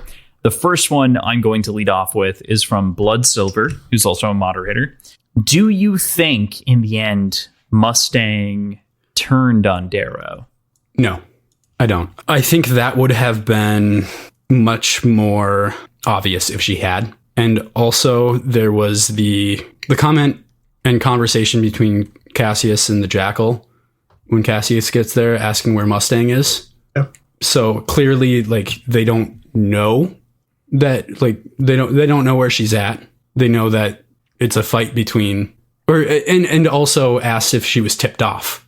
So they do not have any sort of ties with her in that coup. Okay. Interesting. Okay. Quick prediction. You want to read the next one, Tibb?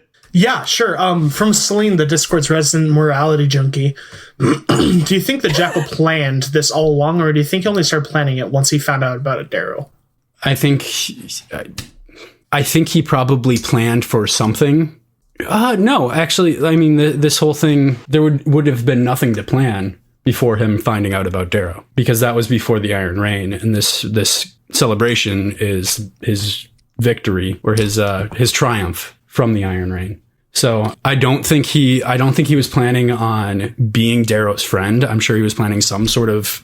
To back up, though, to your own thoughts that we talked about previously on the podcast, you are of the mind and were of the mind that like the Jackal was tuned into this after the raid, right? Yeah. So how much post-raid was planned? All of by it. Jackal? Everything. All of it. Everything post-raid was planned. Interesting. So coming from someone who has read this, entire series multiple times, I've read Iron Gold probably 4 times. I think this is my 4th or 5th time reading it. I don't remember how many exact times I've read it, but rereading Darrow's interaction with the Jackal in the in that cafe that gets bombed, or the bar that gets bombed. Yeah. Jackal mentions that he wants to be on top. So I think he had something planned all along, and he just adapts it to new information he finds out.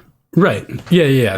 That's kind of where I was going at. I don't think he was planning on necessarily murdering everybody and exposing Darrow as a red, but that presented itself and he went with it. Yes, he is somebody who wants to be on top. No doubt. Absolutely. Yeah, no doubt about that. No question. Totally agree with you. So from Celine again, do Darrow and Roke ever make up? What about Darrow and Cassius? Kind of a twofer, but... Darrow and Roke, no, I don't think so. Darrow and Cassius, that's an interesting question. And I think that has more of an opportunity to happen. Okay. I think they'll be able to kind of find a common enemy within the Jackal, even though they've both sort of allied with him in different respects. He is not someone that should be trusted, and he's made that abundantly clear for them. So I think that paired with the fact I keep going back to this. Cassius is the Morning Knight. That has been established. Yep. The next book is called Morning Star. So either Cassius is dead and Darrow somehow becomes the Morning Knight, or Darrow allies himself with Cassius. I have something to say about that, actually. Morning Star is actually a religious term. It means both. It means both the beginning and the end. Morning Star refers to both Satan and God. Yeah, it's Lucifer's nickname. Yes, it's very interesting. And so, coming from more of a religious perspective, I saw the Morning Star as more of a beginning and the end thing, because in the Bible specifically, it refers to God as the beginning and the end, and then it also refers to Jesus as the Morning Star. So I saw it as that, as the last book in the series is why it's named Morning Star, and also.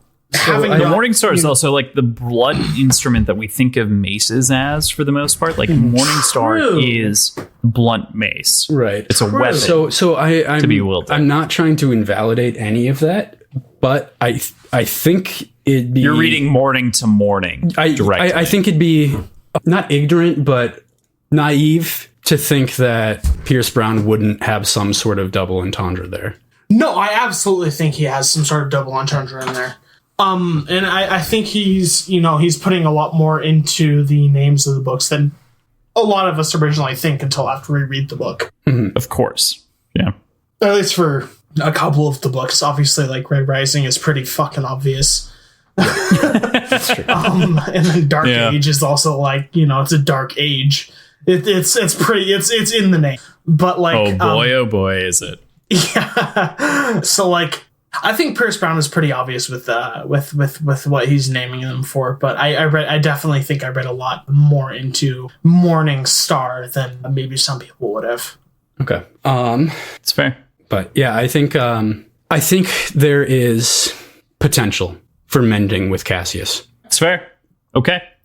We'll dictate that down. We'll follow up at the end of the book. Be interesting. So, or throughout the book, I guess I should say. What implications, this is the next question, does Severo being a half-red have on the story? So that's something I'm curious about.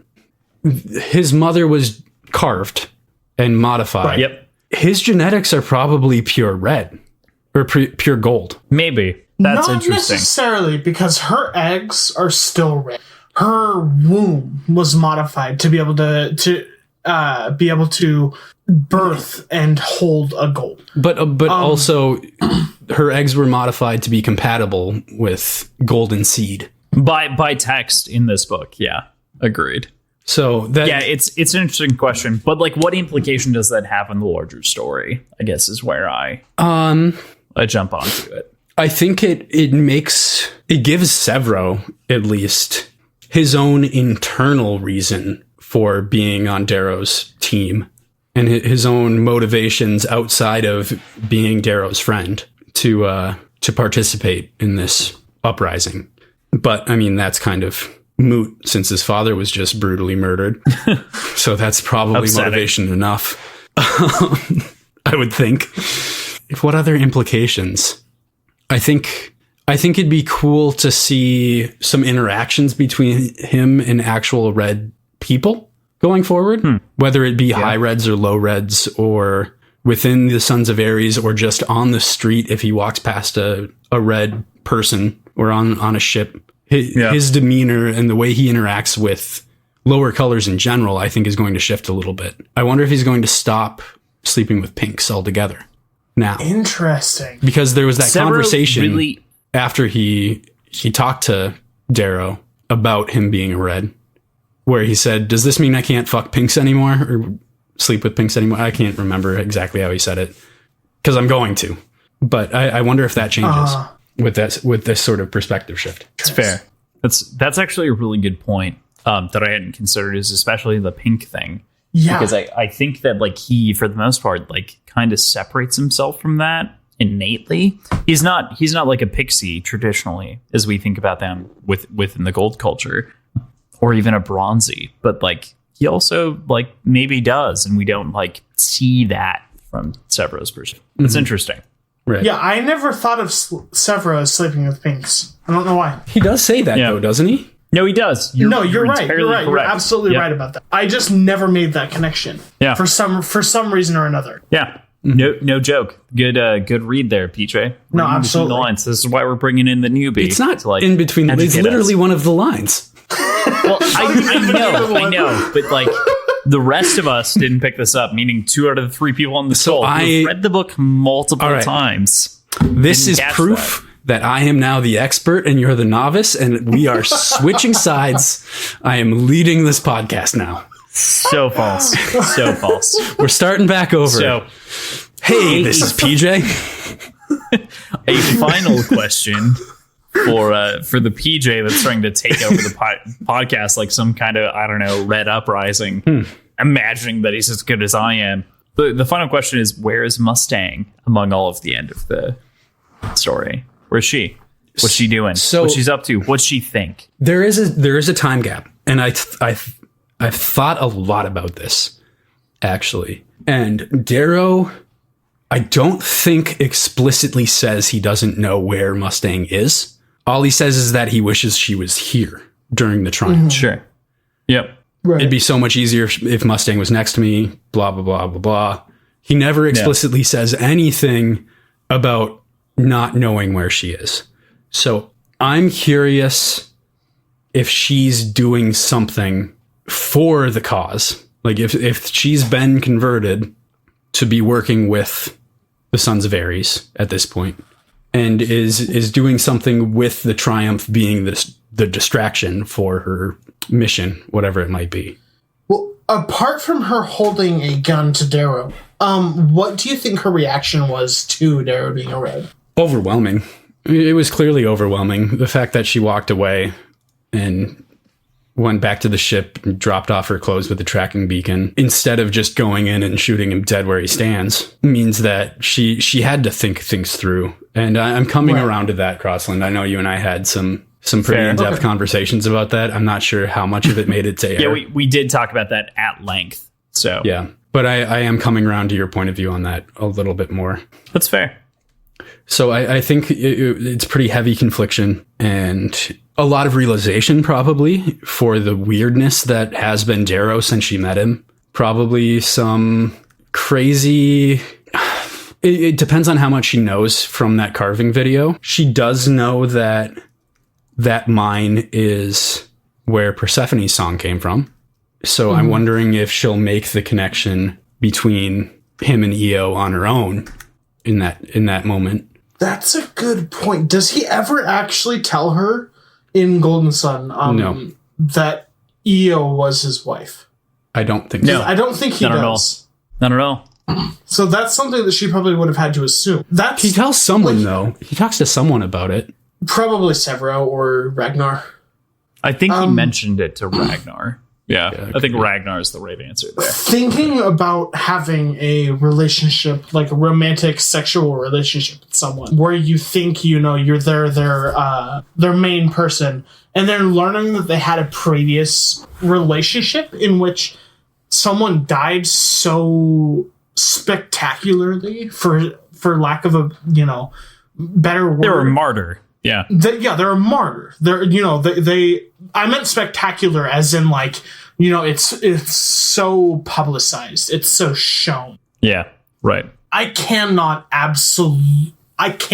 imagine the heartache that would go through realizing someone has had this huge secret their entire lives.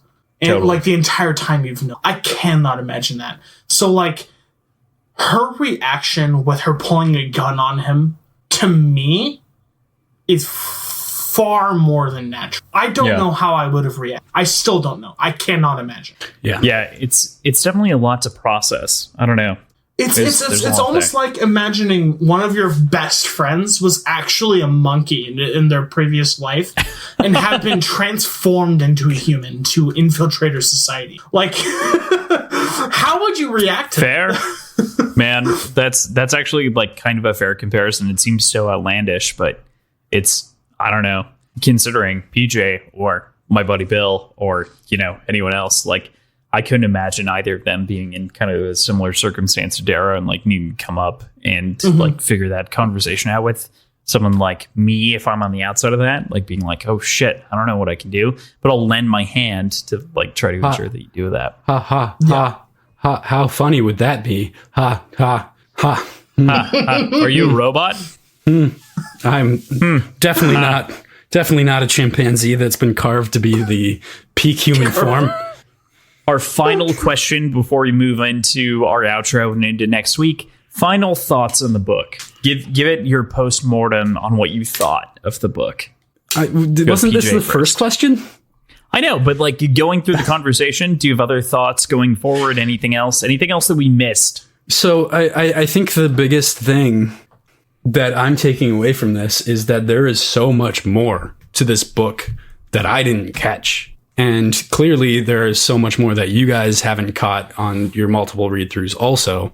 And it just speaks to how rereadable this book is. And I think I'll definitely be doing that. I think I'll try to maybe I'll just listen to Red Rising and Golden Sun audiobooks. If you have not listened to the audiobooks, they're so they good. are Can't disagree with that idea. incredible.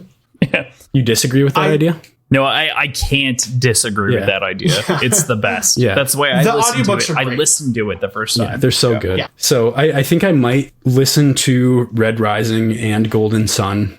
I think it's something like 25 hours or so. Yeah. But I might do that before we read the first section of Morningstar. Because Honestly, I suggest that. You got a week, so you could do that. exactly. I read through every single book again as the new one comes out, and I worked Golden Sun into my reread for the book 6. So I've read book 2, Golden Sun, approximately 4 or 5 times. I don't know the exact amount, but I've read it quite a few times. And there's things that you have pointed out, PJ, that I didn't really necessarily pick up on. And same with Cross. I didn't necessarily pick up on my first couple times reading it, even if it affects me like pretty much directly. I didn't pick up on that. So talking with you guys has been kind of an eye-opener for some of the stuff that has been introduced in this book. It's really incredible. Good. We really appreciate that. Like, that is a monstrous comment to us. So cannot be more grateful. As far as this podcast goes in general, I was talking about this before we actually started recording. During this book is when we actually got to interact in more real time with some people that have been listening to the book. Mm-hmm. And it had never, ever occurred to me that a majority of our listenership would be people that had already read the books. I was thinking it would be shifted more towards people like me who hadn't read a whole lot and needed some sort of motivation and some sort of prompt to do some more reading. And I felt like this would be a pretty cool way to go about doing that.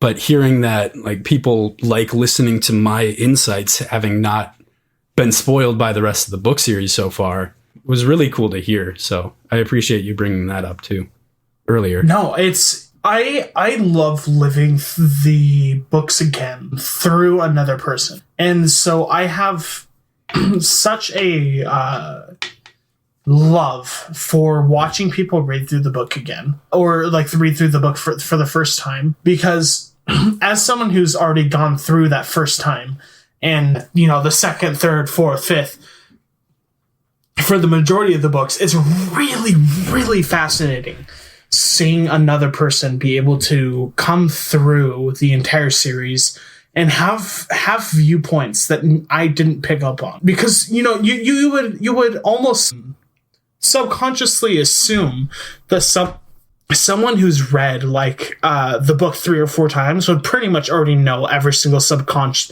or subtextual hint that there is. And so me being able to relive that through you or any of the other members that come to the Sons of Ares Discord who haven't finished it is my favorite thing, because it gives me the chance to like I said, relive it for the first time through someone else's eyes. And I genuinely don't think there's anything sweeter than being able to do that for something I love. That's awesome. I'm happy to be wrong all the time in my predictions for you. It's amazing. It's truly great. Nothing has been so factually accurate as it comes to the podcast as Peter just being fundamentally wrong. I've been right. I've been surprisingly right on some things. That's true. I've actually got a lot of emails about like you being so correct on things where it's like, is he cheating? Yeah, I was about to say, he picked up on things that made me feel stupid for not realizing that before I had read the next book. I'm like, how did he guess that? Yeah, I mean, I'm going to be honest with you. Sometimes it's conspiracy brain. Sometimes it's just throwing spaghetti at a wall and seeing what sticks. Like, hey. Yeah. I mean, if the spaghetti sticks, then it's ready to eat. Perfectly cooked. Yeah. Get more spaghetti. More spaghetti. It's definitely something in its own space. No, I totally agree. I'm so glad you got to hang out for this episode. Yeah, this was great. This is awesome. It was a great time. I had an amazing time. I've had so much fun. Before we close out with our stuff, do you want to just run through how to get on out a little bit? The server or whatever you want to talk about? Oh God, my Twitter is at TibbInd. That's TIBBIND, as in Tibb Industries. And the Sons of Ares Discord, you can hopefully find it on the Sons of Ares Reddit. I'll link to it in the podcast as well. So it'll be linked. That's perfect directly. Too. Yep. The Sons of Ares Discord is honestly the thing that really changed everything for me. I came into the Sons of Ares Discord in late 2017 when it was first made. And I think I was one of the first 15 members in, and immediately I fell in love with the community. And I think we have grown so much since then. We have over 700 members and we're continually growing. We have great conversations. We have a lot of fun. We have occasional game nights. We have occasional movie nights where we all get together and play, like, I don't know if you've heard of Jackbox, but we play like Jackbox games. Of course. Yeah. Which are a bunch of party games. And we just get to know each other. And there's something really personal about the Sons of Ares server that I have grown attached to. And I genuinely don't think I could spend the rest of my life without having realized the impact that this server and the community has had on me. So I do have a question from your point of view. Would it be safe for me to join that server to avoid and still avoid spoilers? I would say don't join until after you finish Morningstar. Okay. Because, at the very least, book 3. Okay. The first 4 books are technically open game, but no one really open games the 4th book. That's typically kept to Iron Gold spoilers. So you have a specific channel for it? Yeah. Yes. Yep. Okay. Yeah, we have a specific channel for Iron Gold spoilers and all spoilers, as well as each part of Dark Age. So we really try to allow for as much conversation as possible without spoiler territory. I'm just always so jealous of Crossland interacting with people, and I don't get to. I can't wait for you to be part of that. I genuinely I'm excited think that you will be a great part of the community, PJ. I'm very excited for you to be able to join. Well, good. Yeah, good. It's such a good time, and I cannot recommend it higher. For anyone who's a fan who hasn't heard of it, please, dear God, this is a great point to interact with everyone else who loves this series in every way, shape, and form, and also like other things that people love. Inside of the group, there's a fascination with Brandon Sanderson. Although I don't love his prose, he's still obviously people love him. Among like a number of other writers and books, TV shows, anything else. You can chat about literally anything. Cannot recommend more. This is a very server based on Red Rising first, but then it just becomes a community afterwards. So I appreciate it's a good time. I've worked very hard to make this server active and as welcoming as possible. And I don't know if you know this. You probably don't. But back when Iron Gold first released, the server died. Like completely died. There was almost no conversation for like 4 months. And I came back full force, starting conversations and starting the Iron Gold read through before Dark Age was released. And I essentially, with the help of Blood Silver, another moderator of the server, who asked some questions to PJ earlier. Yes, as well. Who did have some questions to PJ earlier. Yep. Him and a couple of other people, we really launched the server into a new age. And I'm genuinely surprised it's kept its momentum this long. We're still very active. I get hundreds of messages a day from the server.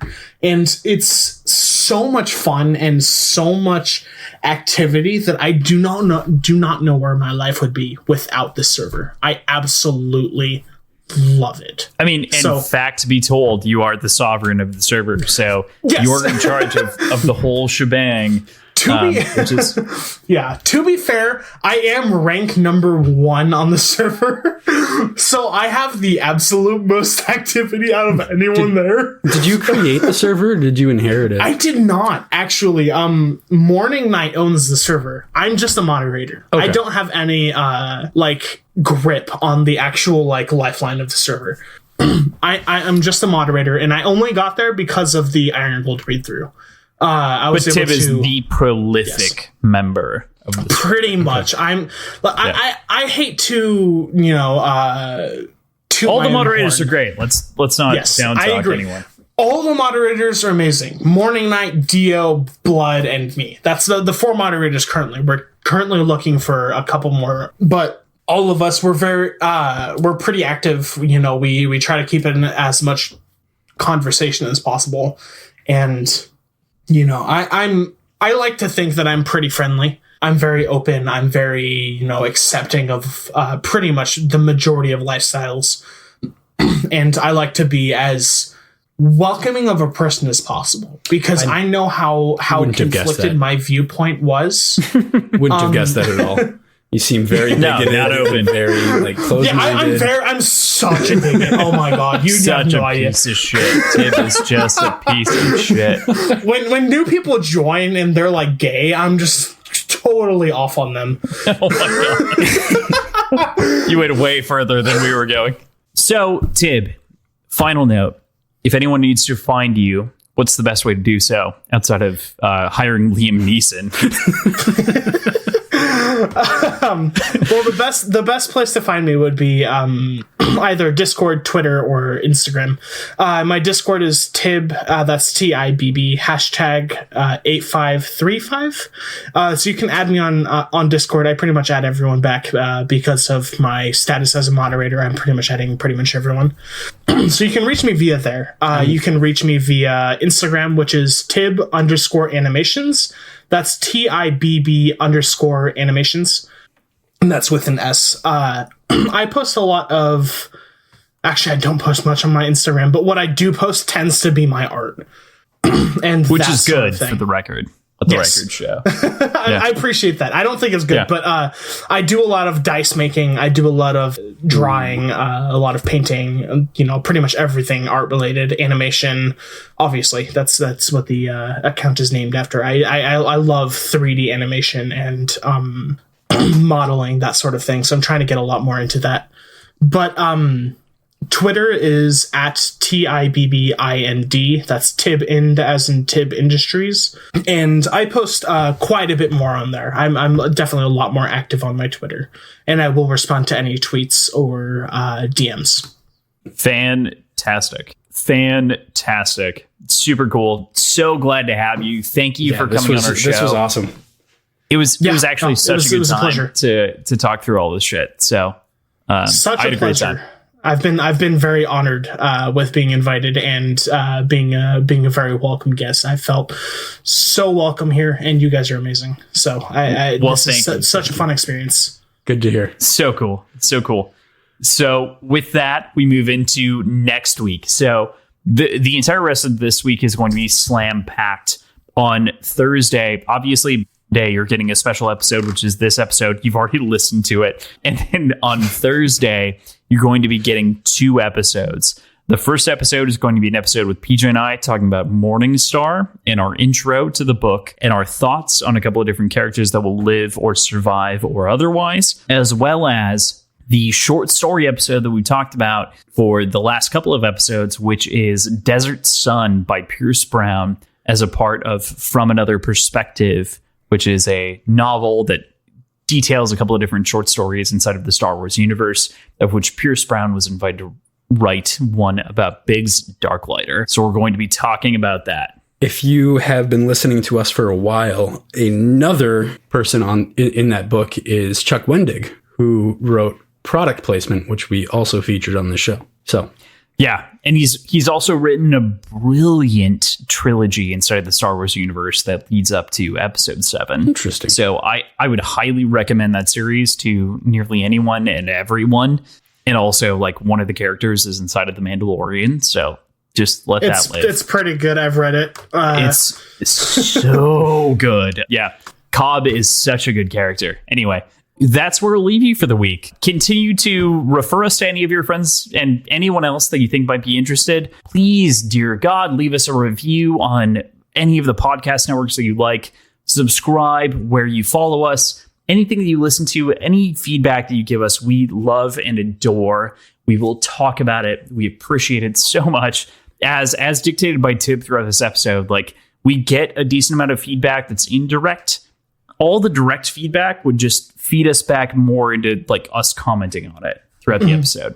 Yeah. So obviously, like, we ask for reviews and ratings and stuff, and that's just to get out to more people's ear holes, so to speak. But really what we love is the interaction with people that listen to us. So our email account, which is wordsandwhiskey@gmail.com.